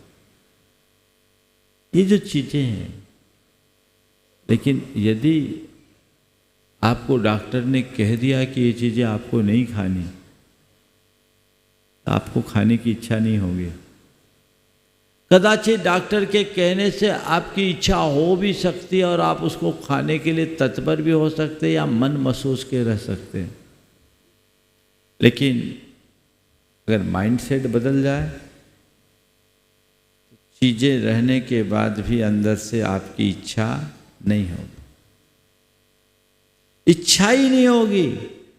और जब इच्छा अनिच्छा में परिवर्तित हो जाती है तो सारी आसक्ति अपने आप समाप्त हो जाती है। इच्छा को अनिच्छा में परिवर्तित किया जा सकता अपने माइंडसेट से, अपने प्रोग्रामिंग से। कल मैंने आप लोगों से कहा था, जो प्रोग्राम अभी हम लोग कर रहे हैं, मैंने इस प्रोग्राम को चलाने वालों से पूछा था, ये चीज़ें तो ठीक है, लेकिन आम जन अपने आप पर कैसे नियंत्रण लाते हैं? ये सब चीज़ें खाने की उनकी इच्छा नहीं होती क्या? क्योंकि इस प्रोग्राम के बाद तो व्यक्ति का भोजन ही एकदम परिवर्तित हो जाता है। उन्होंने कहा, महाराज जी, हम लोग ऐसी प्रोग्रामिंग करा देते हैं कि सामने वाले का मन ही बदल जाता है, फिर चीज़ें सामने होती, इच्छा ही नहीं होती। बस मैंने सूत्र निकाल लिया, मन बदलने से सब कुछ बदल जाता है। सब 56 प्रकार के व्यंजन खत्म, कोई ज़रूरत ही नहीं। अंदर का जब रस आने लगता है तो बाहर का सब नीरस लगने लगता है। ये तो बहुत पुरानी कहावत है। बदलाव, कोई आदमी बहुत चाय पीने का आदी है, उदाहरण के लिए दे रहे हैं, बहुत से लोग होंगे आप में से चाय पीने के आदी हैं, बिना चाय के एक पल नहीं रहते, और आप लोगों का एक दूसरे के व्यवहार का आधार भी चाय है, कुछ नहीं तो चाय। लेकिन मैं ऐसे अनेक लोगों को जानता हूं जिनने एक बार चाय छोड़ी और मन की चाह मिट गई, अब चाय का नाम ही नहीं। और उनमें से महाराज से मिलने वाले तो ज़्यादातर लोग हों, जो महाराज के कमरे में थोड़ा बैठ गया ना, समझ गए, थोड़ा सोच समझ के जाना। लेकिन मैं कहता हूं एक बार जरूर जाना, अगर उसकी बला से बचना चाहते हो तो जीवन में ये जरूरी है, चाह मिटती है, माइंड सेट बदल गया, आसक्ति मिट गई। देखिए, कोई व्यक्ति शराबी है, शराब पीता है, या चेन स्मोकर है, अभी 1.5 घंटे से यहां बैठे हुए, चेन स्मोकर जिसके मन में हर 5-10 मिनट में तलब होती, यहां लेगा क्या? बोलो, हाँ लेगा? क्यों? इच्छा हो भी रही हो, अरे यार महाराज के प्रवचन में आया, सोच के आए कि पूरा प्रवचन सुनना है, अभी वो सब नहीं, प्रवचन के बाद देखेंगे, होगा ना? हो सकते हैं एक आध महानुभाव यहाँ होंगे, स्मोक करने वाले होंगे, गुटखा खाने वाले होंगे, गुटखा तो शायद दबा हुआ भी हो तो कोई फर्क नहीं पड़ता, लेकिन यहाँ पर जो व्यक्ति उसके बिना थोड़ी देर के लिए भी नहीं रह सकता, वो व्यक्ति बैठा है, शांति से बैठा है और प्रवचन को एंजॉय कर रहा है, उसका आनंद ले रहा है। किसके बदौलत? किसके बदौलत? हाँ, माइंड सेट ना, माइंड सेट है। वासना का विकार मन में आता है, आता है। अगर कोई व्यक्ति कह दे, स्त्री हो या पुरुष, एक दूसरे के प्रति आकर्षण होता है, आकर्षण विकारी बना देता है, बना देता है। एक बार मुझसे किसी ने पूछा, बहुत पहले की बात है, बोले महाराज जी आप लोग युवा अवस्था में मुनि बने हो और बहुत सारी महिलाएं आप लोगों के इर्द गिर्द रहती है, आप दिगंबर अवस्था में रहते हैं, उनको देखकर आपके मन में वासना का विकार नहीं आता? मैंने उससे एक सवाल किया, हमने कहा ये बता भाई, जब कभी तू अपनी माँ या बहन के सामने अकेले रहता है, तेरे मन में विकार आता है क्या? माँ और बहन के सामने रहता है तो तेरे मन में कोई विकार आता है क्या? बोले नहीं महाराज, उनके प्रति तो वैसी दृष्टि ही नहीं रहती। तो मैंने कहा बस यही है हम लोगों का राज, तेरी कोई एक माँ और कोई एक बहन है, तो तेरी कोई एक माँ या एक बहन है, हमारी दृष्टि में इस धरती की हर स्त्री माँ या बहन है, बेटी है। ये क्या है?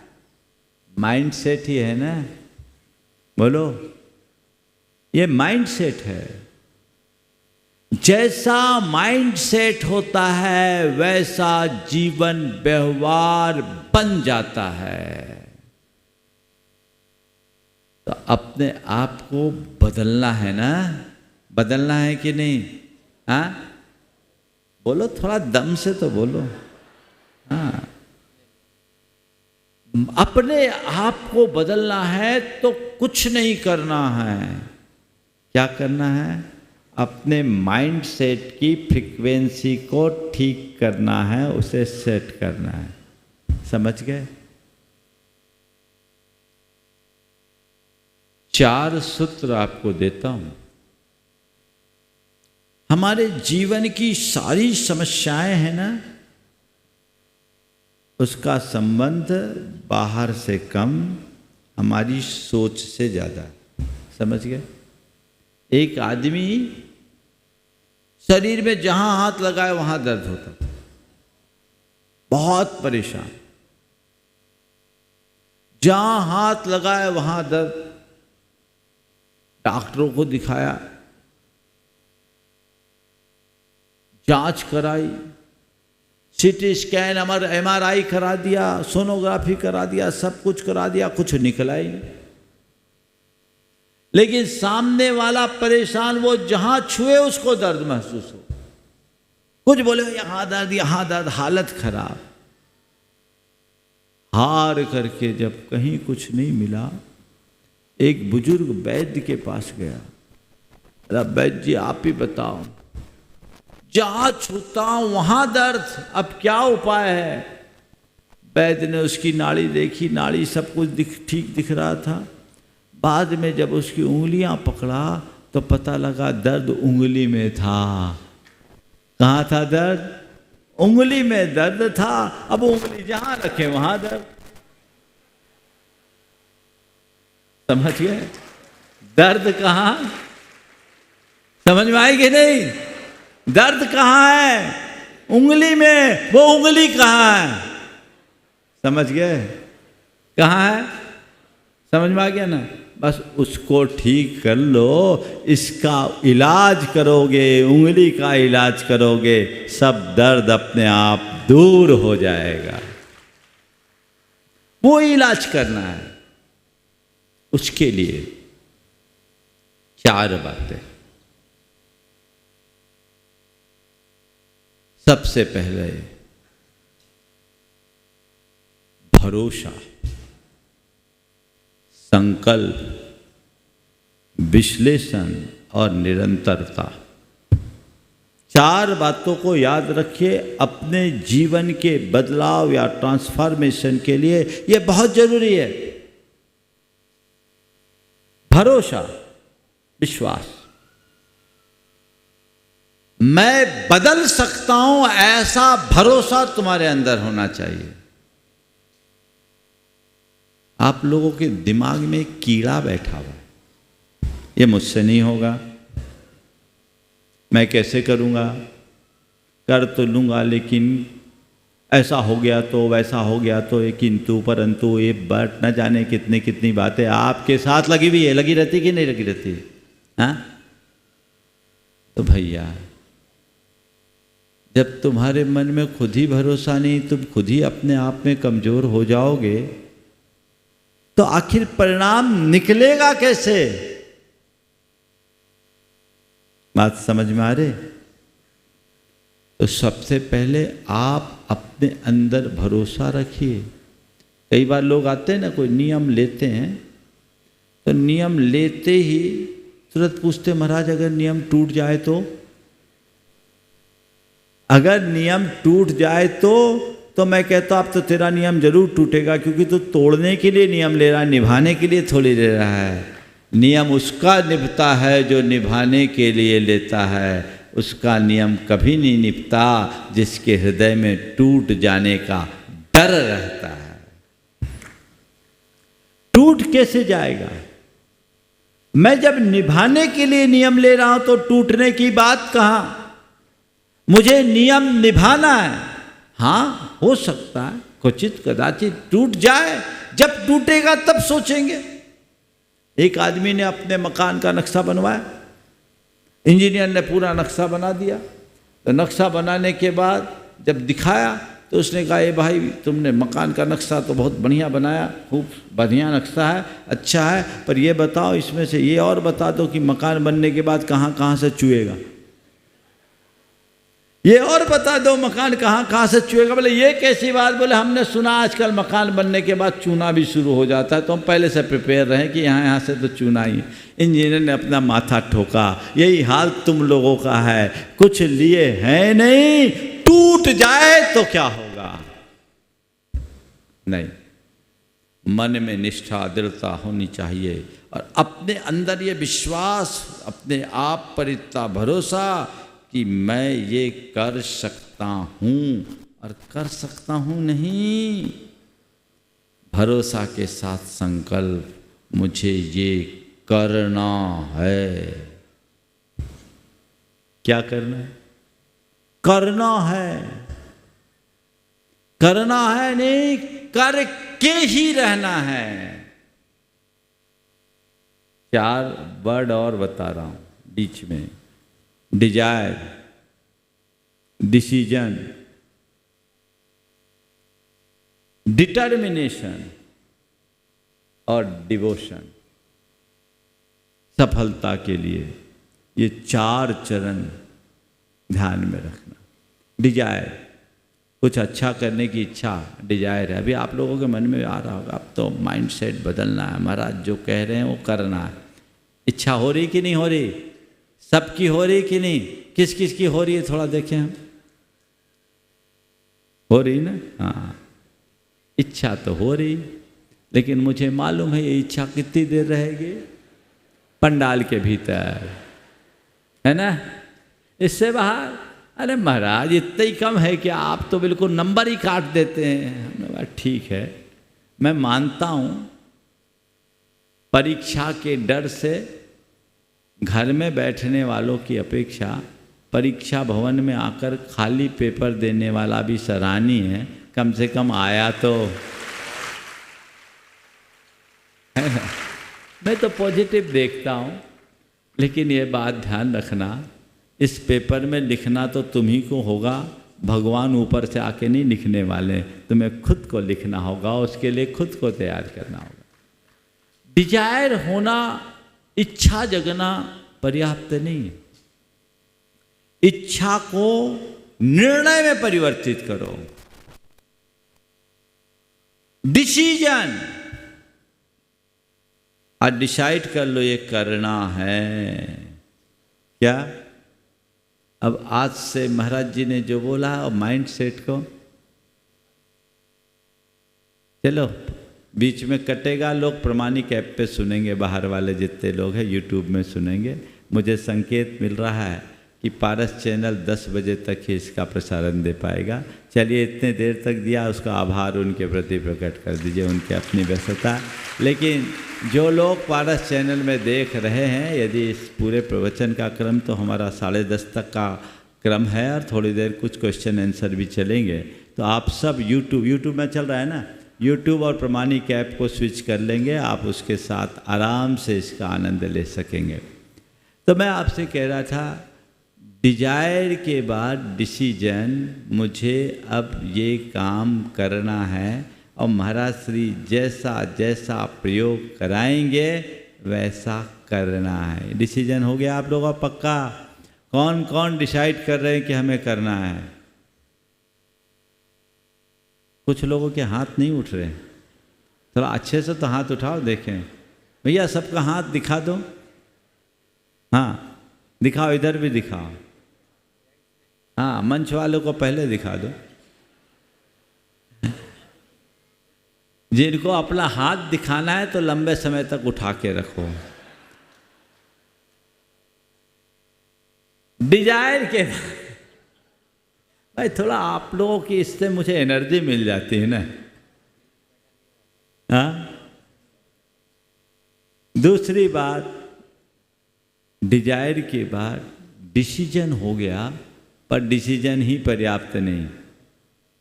डिसीजन के बाद डिटर्मिनेशन, इच्छा को निर्णय में और निर्णय को संकल्प में बदलिए। करना है नहीं, करके रहना है। क्या करना है कि करके रहना है? बोलो। हाँ, थोड़ा दम से तो बोलो भाई। हम सब्जी खा के इतने दम से बोल रहे, तुम रोटी खा के ऐसे मरी मरी आवाज क्यों निकालते? हाँ, चलिए पारस वालों ने सुन लिए, 10:30 तक चलेगा। मैं आपसे कह रहा था दम से बोलो, अपनी एनर्जी को बूस्ट अप करो। हमें बदलना है या बदल के रहना है? क्या करना है? बोलो जम से, बदल के रहना है, बदल के रहना है, बदल के रहना है। संकल्प। अपने आप पर भरोसा रखिए, ये सब मैं कर सकता हूं, मुझे करना है और करना नहीं है, अब करके रहना है। जो मैं कर सकता हूं वह मुझे करना ही है, और जो क्या मैं सब कुछ कर सकता हूं, मैं बदल सकता हूं तो मुझे बदलना है। बहुत जल्दी परिवर्तन होगा अगर पक्का संकल्प हो गया तो बदलाव पक्का है, उसे कोई रोक नहीं सकता। बदल के रहना है, हर हालत में बदलना है। ये दृष्टिकोण अपने अंदर जगा लीजिए। संकल्प में पक्के बनिए। संकल्प में बहुत बड़ी शक्ति होती। सर्व संकल्प वशात भवतिर्लघुर भवतिर्वा महान। मनुष्य में जो कुछ भी घटता है वो उसके संकल्पों की देन है। संकल्प मनुष्य को रसातल में भी पहुंचाते हैं, तो संकल्प के बल पर शिखर पर भी पहुंचा जाता है। मजबूत संकल्प इच्छित परिणाम अवश्य दिलाते हैं। इसलिए दृढ़ संकल्पी बनिए। मुझे ये करना है नहीं, करके ही रहना है, करके दम लेंगे। ऐसा संकल्प यदि मनोमस्तिष्क में जग गया तो समझ लो आपका जीवन चमक गया, बदलेगा। लोग देखकर चौंकेंगे, और लोग क्या, आप खुद अपने आप पर आश्चर्य करेंगे कि मैं क्या था, क्या हो गया। मन में संकल्प लीजिए,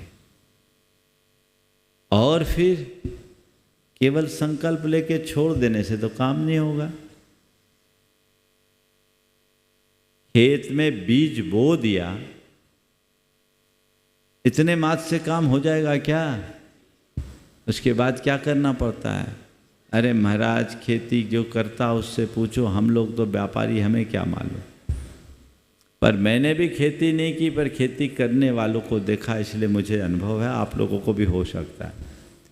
खेत में बीज डालने के साथ साथ उसमें समय समय पर खाद पानी भी देना पड़ता है, और उसके इर्द गिर्द उग आए खरपतवारों की निदाई गुड़ाई भी करनी पड़ती है।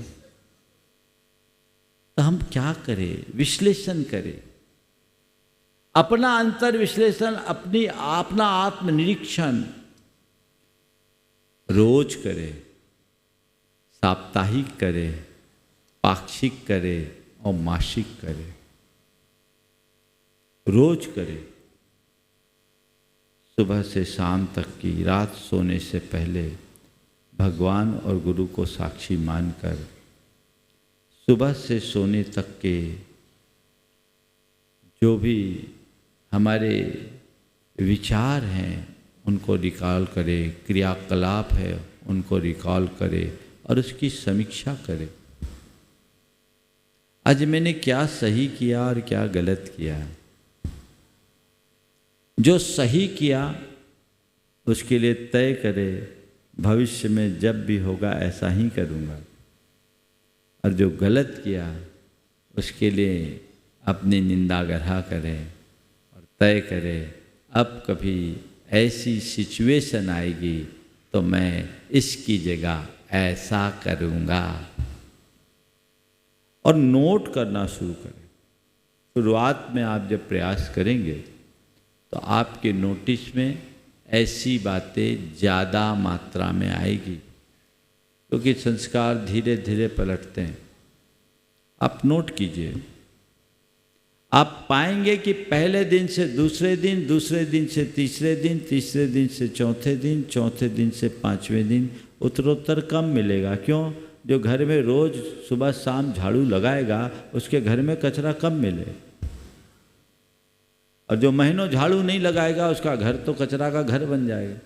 इसे झाड़ू तो लगाना चाहिए ना। ये बुहारी है मन की।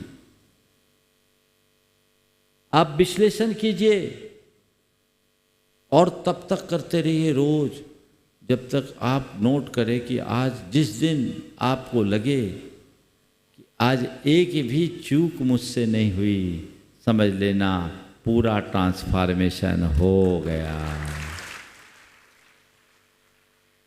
उसके बाद भी 1 सप्ताह तक आप इसको ऐसे ही करते रहिए। फिर आप साप्ताहिक करना शुरू कीजिए, फिर 15 दिन में कीजिए, फिर महीने भर में कीजिए। आप देखिएगा आप अपने जीवन में सहजता और शांतता को प्रकट करने में बहुत समर्थ हो गए। आप सकारात्मकता की पर्याय बनोगे। आपका चिंतन, आपकी सोच, आपकी प्रवृत्ति एकदम असाधारण होगी। हर बात में सकारात्मकता और जीवन में एक अलग प्रकार की प्रसन्नता की अनुभूति होगी।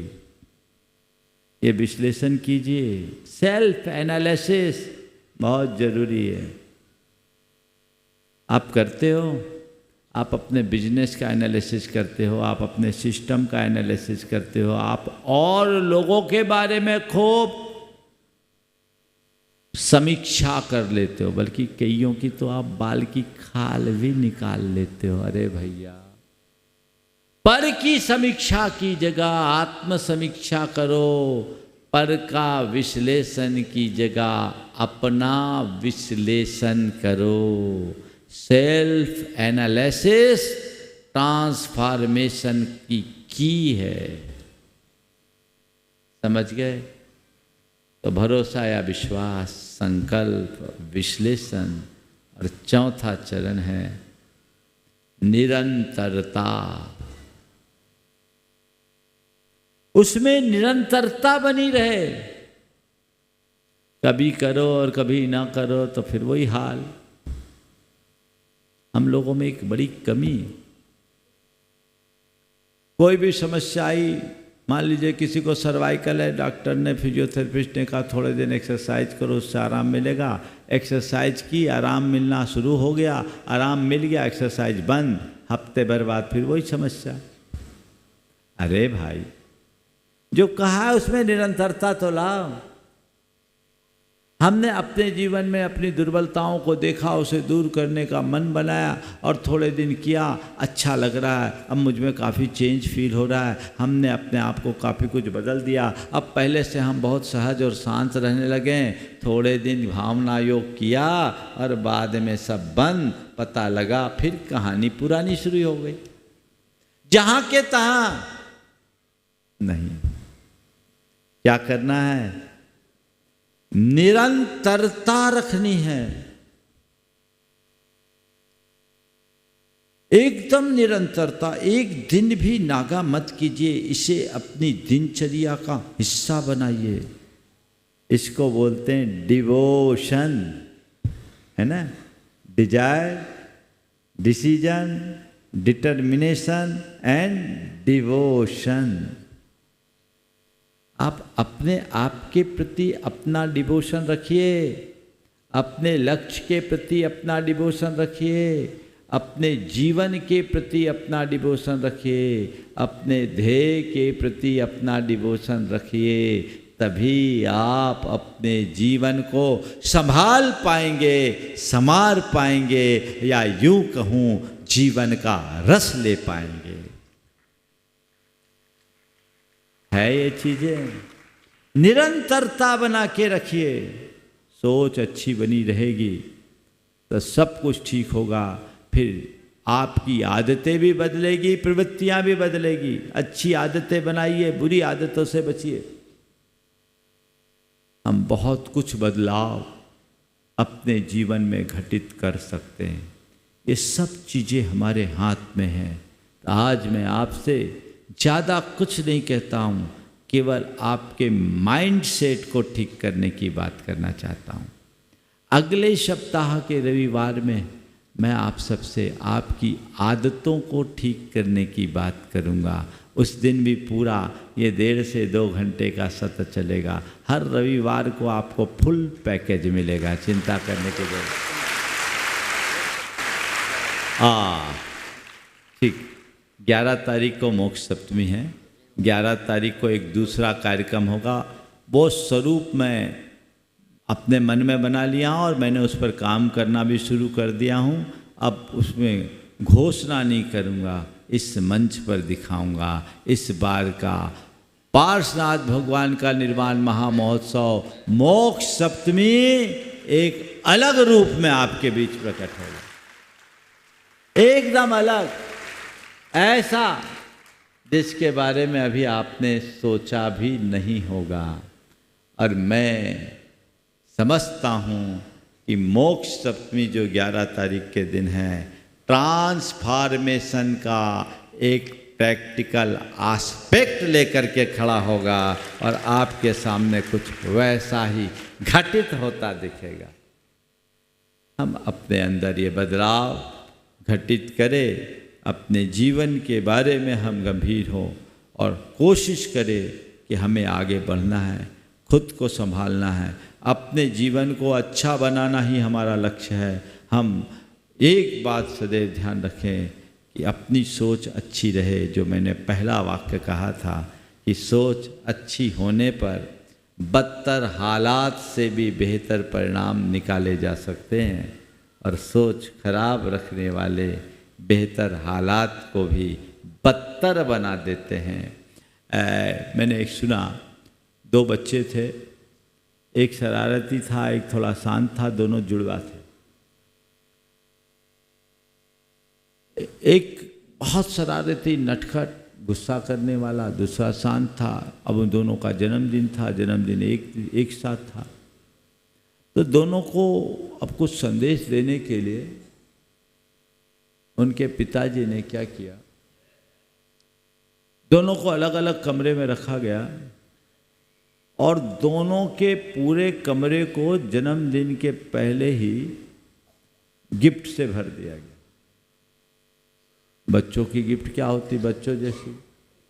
एक के कमरे में बढ़िया कार, बाइक, हाथी, घोड़ा, रथ, हवाई जहाज, जितने प्रकार के अधुनातन खेल के टॉयज हो सकते हैं, खिलौने हो सकते हैं, सब भर दिए।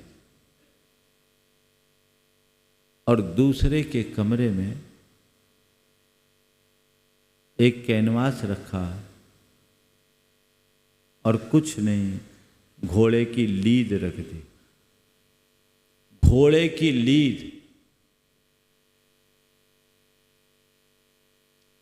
पहला बच्चा जिसके कमरे में खेल खिलौने के सामान रखे गए थे, सुबह उठा, रो रहा था, क्या करे, मेरे जहाज का पंखा टूट गया, हाथी की दांत टूट गई, शेर की टांग उखड़ गई। वो रो रहा है, अपना गाना गाना शुरू कर दिया। दूसरे बच्चे के कमरे में गए तो देखा कि वह लगे हुए कैनवास से बहुत सुंदर पेंटिंग बना रहा है, बहुत सुंदर पेंटिंग बना रहा है, और पेंटिंग में एक बहुत बड़ा मैदान बना रहा है। उससे पूछा, क्या हो गया, तुम ये क्या कर रहे हो? उसने कहा, मेरे कमरे में इतने गिलीद है तो बहुत सारे घोड़े होंगे, मैंने सोचा उनको चरने के लिए मैदान भी चाहिए, सो मैं मैदान बना रहा हूँ। उनको चरने के लिए मैदान भी चाहिए तो मैं मैदान बना रहा हूँ। मैंने जो पढ़ा उसमें लिखा, वो व्यक्ति और कोई नहीं था, वो था L.M. मित्तल, जो आगे चलकर L.M. मित्तल बना। मनुष्य की सोच उसे कहाँ से कहाँ पहुँचा देती है। ये घटना जैसे लिखी गई है वो इसको दर्शाती है कि मनुष्य की सोच उसे बहुत ऊंचाई तक पहुँचा सकती है। और ये बात गांठ में बांध कर रखिए कि कि आपकी ऊंचाई का आधार कोई दूसरा नहीं, आप खुद हो और खुद में भी आपकी अपनी सोच है। उस सोच को विकसित कीजिए और जीवन को बेहतर बनाने का प्रयत्न कीजिए। आगे आने वाले दिनों में 16, 17, 18 तारीख को 3 दिन, 19 तारीख को रक्षाबंधन है, भावना योग का कार्यक्रम होगा जो प्रातःकाल मुख्य रूप से होगा। उसका पूरा डिटेल कार्यक्रम आज आयोजकों से चर्चा करके शाम को शंका समाधान में आप सब तक बता दिया जाएगा और आप उसे सब तक पहुंचाएं। उसकी पूरी व्यवस्था भी आपको बताई जाएगी, आप उसका लाभ लेंगे। मैं समझता हूं आज आप लोगों को अच्छा लगा होगा, कुछ न कुछ हलचल भी हो रहा होगा। और अभी ये बैच का 15 मिनट आपके प्रश्नों के लिए है। आप कोई प्रश्न करना चाहें, कुछ भी प्रश्न करना चाहें तो हाथ उठा के खड़े हो सकते हैं, खड़े कर सकते हैं और कार्यकर्ता उन तक माइक ले जाएं और वहाँ प्रश्न करने के लिए प्रश्नकर्ता के पास पहुँचा दें। हाँ बताइए। हाँ, प्रश्न जहाँ जहाँ है एक तरफ ऐसी व्यवस्था करें, एक सेट महिलाओं की तरफ ले जाए, एक इधर, एक प्रश्न इधर से, एक प्रश्न इधर से। और आज के प्रवचन के विषय से संदर्भित सवाल कीजिएगा। अभी जब तक कार्यक्रम पूरा नहीं हो आपको जाना नहीं है। देखिए आज 10:30 बजे तक का कार्यक्रम है और ये भी अच्छी बात नहीं है कि आप इतनी हड़बड़ा के जाओ। बैठ जाओ शांति से, सभी बैठ जाएं। हाँ बोलिए। हेलो, नमस्ते महाराज जी। महाराज जी, अभी क्रोध के विषय में प्रवचन हुए। क्रोध आता है, विचारों में मतभेद होता है तो क्रोध आता है और सामने वाला क्या करता है, अपन सोचेंगे चलो शांत रहो, तो शांत रहने पे क्या होता है, उसे ऐसा लगता है कि मेरे विचार सही हैं। तो उन चीज़ों उस समय अपन को क्या करना चाहिए, शांत रहते नहीं है। ओम, सामने वाले के विचार को अपना विचार बना लेना चाहिए। ये सकारात्मकता की पहचान। जहाँ आपको लग रहा है आप शांत रहो और थोड़ी देर के लिए उसके विचार को समझने लगो। ठीक है, हाँ भैया तू सही है, हम गलत हैं, इतना सा मान लो ना। अपनी बात साबित करके मन को खराब करने की जगह सामने वाले की बात को स्वीकार कर मन अच्छा बनाओ, जीवन बेहतर बने। नमस्ते। चलिए, हाँ इधर से बोलिए। महाराज जी, मैक्सिमम टाइम इन्वायरमेंट हमको इफ़ेक्ट करता है और इन्वायरमेंट से इन्वायरमेंट, हाँ इन्वायरमेंट हमको इफ़ेक्ट करता है और उसी की रिएक्शन के हमारी सारी ये चीज़ें होती हैं, एंगर होता है या बाकी सब चीज़ें होती हैं और इन्वायरमेंट को हम चेंज नहीं कर सकते। तो आपने जो बताया कि अपने आप को हम बदलें, लेकिन हम स्वयं अपने आप को बदलने में सक्षम ना हो तो क्या करें? बिल्कुल, थोड़े दिन जब हम भावना योग कराएंगे तो आपको पता लगेगा कि हम अपने आप को बदलने में कितना सक्षम हो सकते हैं। सबसे पहले आप अपने मन से इस बात को निकालिए कि मैं अपने आप को बदलने में सक्षम नहीं हूँ। आप अपने मन में ये विश्वास जगाइए, भरोसा जगाइए कि मैं अपने आप को बदल सकती हूँ, सक्षम हूँ और न केवल सक्षम हूँ, अपने आप में को संकल्पित कर लीजिए कि मुझे बदलना है। बदलना नहीं है, बदल के रहना है, सब हो जाएगा। जब तक मन में ये बात मैं कैसे करूँ, मैं कैसे कर सकता, मैं बदल नहीं सकती, तो खत्म। ये आप अपने प्रति नकारात्मक दृष्टिकोण विकसित कर रहे हैं। अपने आप के प्रति सकारात्मक बने बिना हम औरों के प्रति सकारात्मक कैसे बनेंगे? तो अपने जितनी भी दुर्बलताएं हैं उन दुर्बलताओं को अपने ऊपर हावी मत होने दीजिए। जब आप उन दुर्बलताओं से अपने आप को दूर करेंगे तभी आप कुछ अच्छा कर पाएंगे। हाँ बोलिए। हे गुरुवर, नमोस्तु।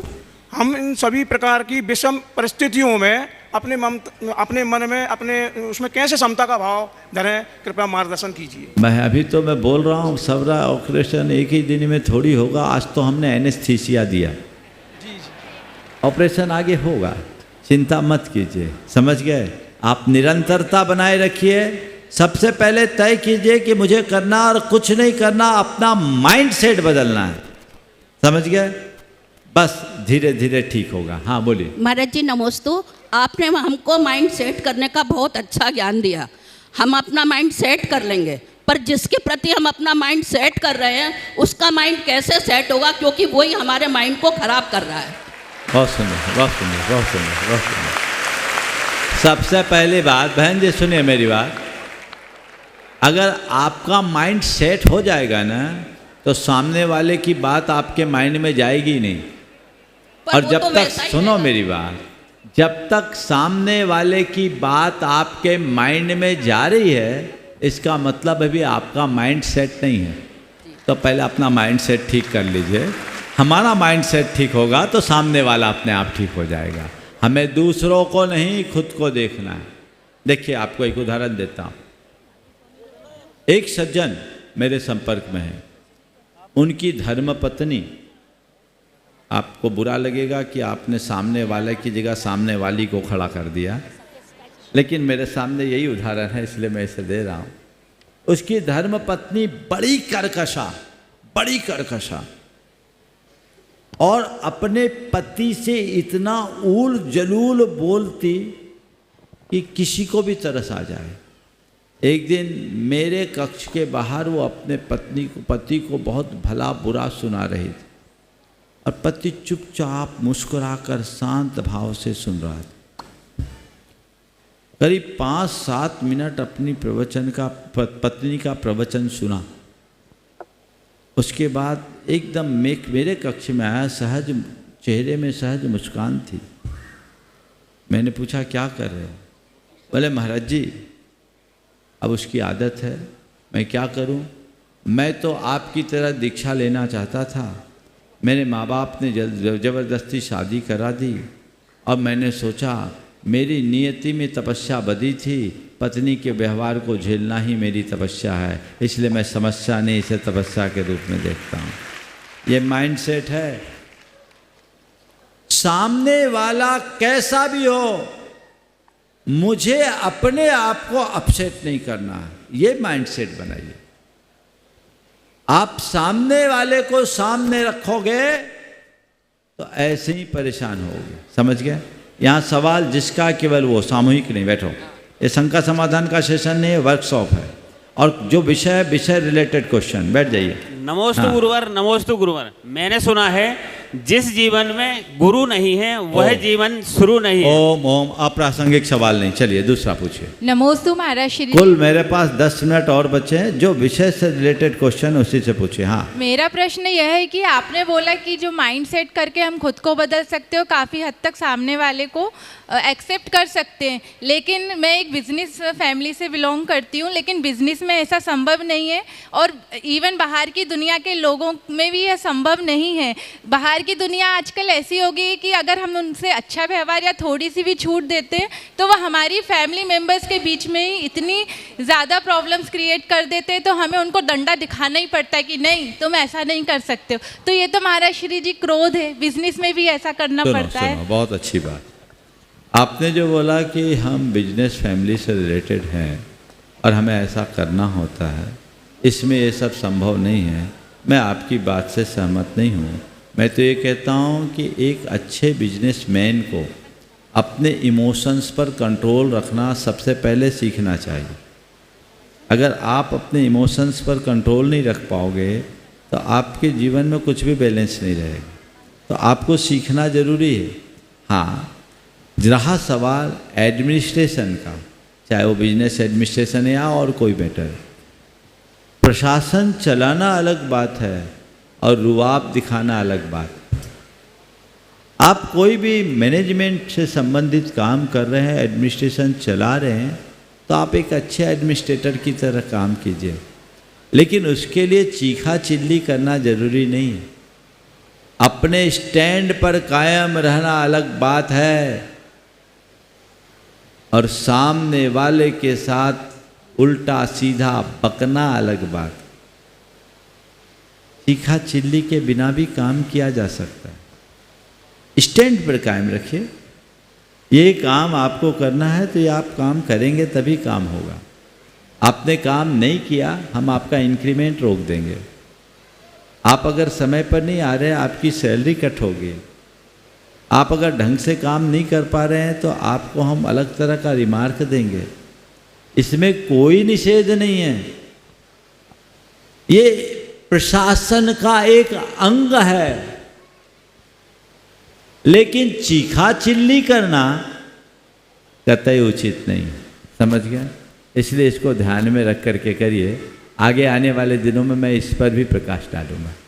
आगे हाँ दीजिए इधर। हाँ बहन जी बोलिए, आप बोलिए, उसके बाद सामने। महाराज जी आपने माइंड सेट करने के लिए टैबलेट दिए, कैप्सूल दिए, हाँ। टैबलेट दिए, कैप्सूल दिए, इंजेक्शन भी दे दिए, यहाँ तक कि आपने सिरिंज भी लगा दिए, लेकिन हम चाहते हैं ऑपरेशन भी जल्दी हो जाए ताकि माइंड सेट हो सके। तो इसके लिए क्या किया जाए? बिल्कुल बिल्कुल, पहले आप सब लोग, आपने चाहा है कि ऑपरेशन हो जाए तो ये चीज़ें ठीक है, पहले ओपीडी में आके रजिस्ट्रेशन तो हो जाने दीजिए सबका, तो धीरे धीरे होगा। एक साथ सब चीज़ें नहीं होगी, लेकिन ये मान करके चलिए हम ऑपरेशन करके ही छोड़ेंगे, हम लेंगे नहीं, लेंगे तो पूरा करके छोड़ेंगे। हाँ उधर दीजिए नीरज, प्रोफेसर साहब को। नमस्ते महाराज जी। हाँ। महाराज जी मेरा प्रश्न यह है कि जैसे मैं गुस्से को कंट्रोल करने का ट्राई करती हूँ पर कभी कभी नहीं हो पाता है, तो इसको कैसे कंट्रोल करना बस जब नहीं हो पाता तभी मुझे ट्राई करना है और पक्के तौर पर ट्राई करना है। और अगला जब भावना योग का सेशन होगा, सबसे पहला काम गुस्से पर कंट्रोल करने का हम बताएंगे। उस सेशन को अटेंड करोगे, छुट्टी रहेगी और उसमें हम इसका पूरा मार्गदर्शन। चलिए महाराज जी, आपके सानिध्य में नियम तो ले लेते हैं, संकल्प शक्ति कैसी निरंतर बनी रहे और उसके लिए आप थोड़ा संकल्प शक्ति की निरंतरता पर पूरा एक प्रवचन होगा। हाँ नीरज बोलिए। महाराज श्री नमोस्तु। उधर पूछे नीरज को दिए। मेरा महाराज श्री एक प्रश्न बोल रहे हैं। हाँ महाराज श्री नमोस्तु। महाराज श्री बहुत ही 4 बातों में आपने बात की, संकल्प और विश्लेषण, लास्ट में निरंतरता।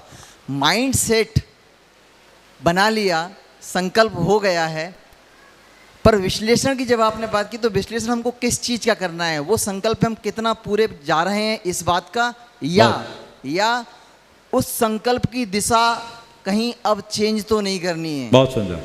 आपने पूछा विश्लेषण किसका करना। विश्लेषण अपने लक्ष्य का, अपने संकल्प का करना है।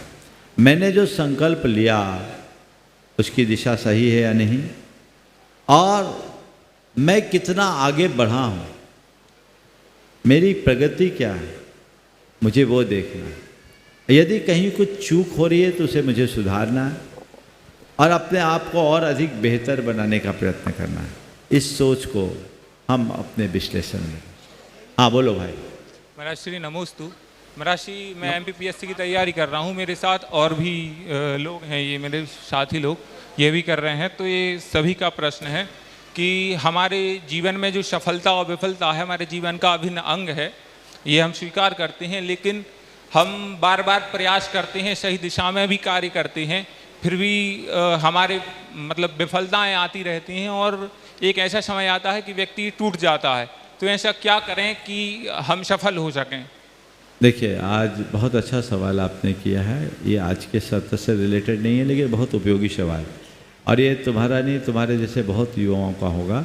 और मुझे लगता है कि 2 मिनट में इसका उत्तर देने में तुम्हारे सवाल के साथ न्याय नहीं होगा। अगर आज शाम के शंका समाधान के सत्र में तुम ग्रुप के साथ आ सको तो ये सवाल को स्थान मिले और मैं इस पर पर्याप्त प्रकाश डालूँ तो अच्छा रहेगा। चलेगा? तो आ जाइए, अपना नाम नोट करा दीजिएगा। आखिरी सवाल बिटिया करेगी, बोलो। नमोस्तु गुरुदेव। नमोस्तु महाराज श्री।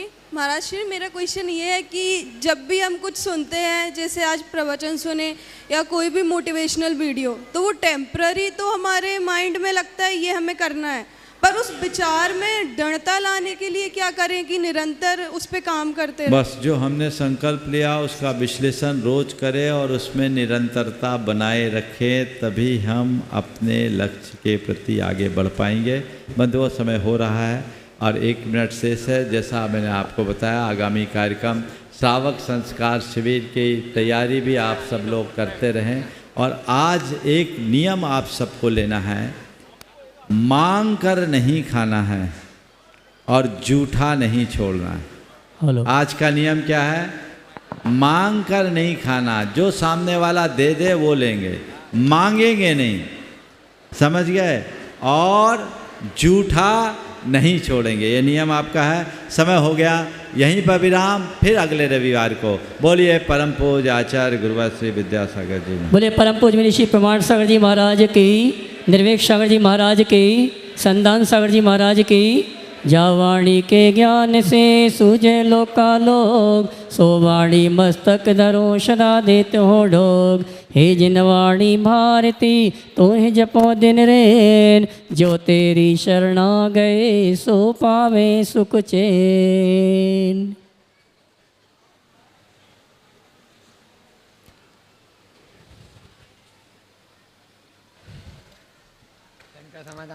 जी सभी हाथ जोड़ ले, सामूहिक नमन करेंगे। हाथ जोड़े, ऊपर हाथ उठाएं, बोलेंगे हे मुनिवर नमोस्तु नमोस्तु नमोस्तु।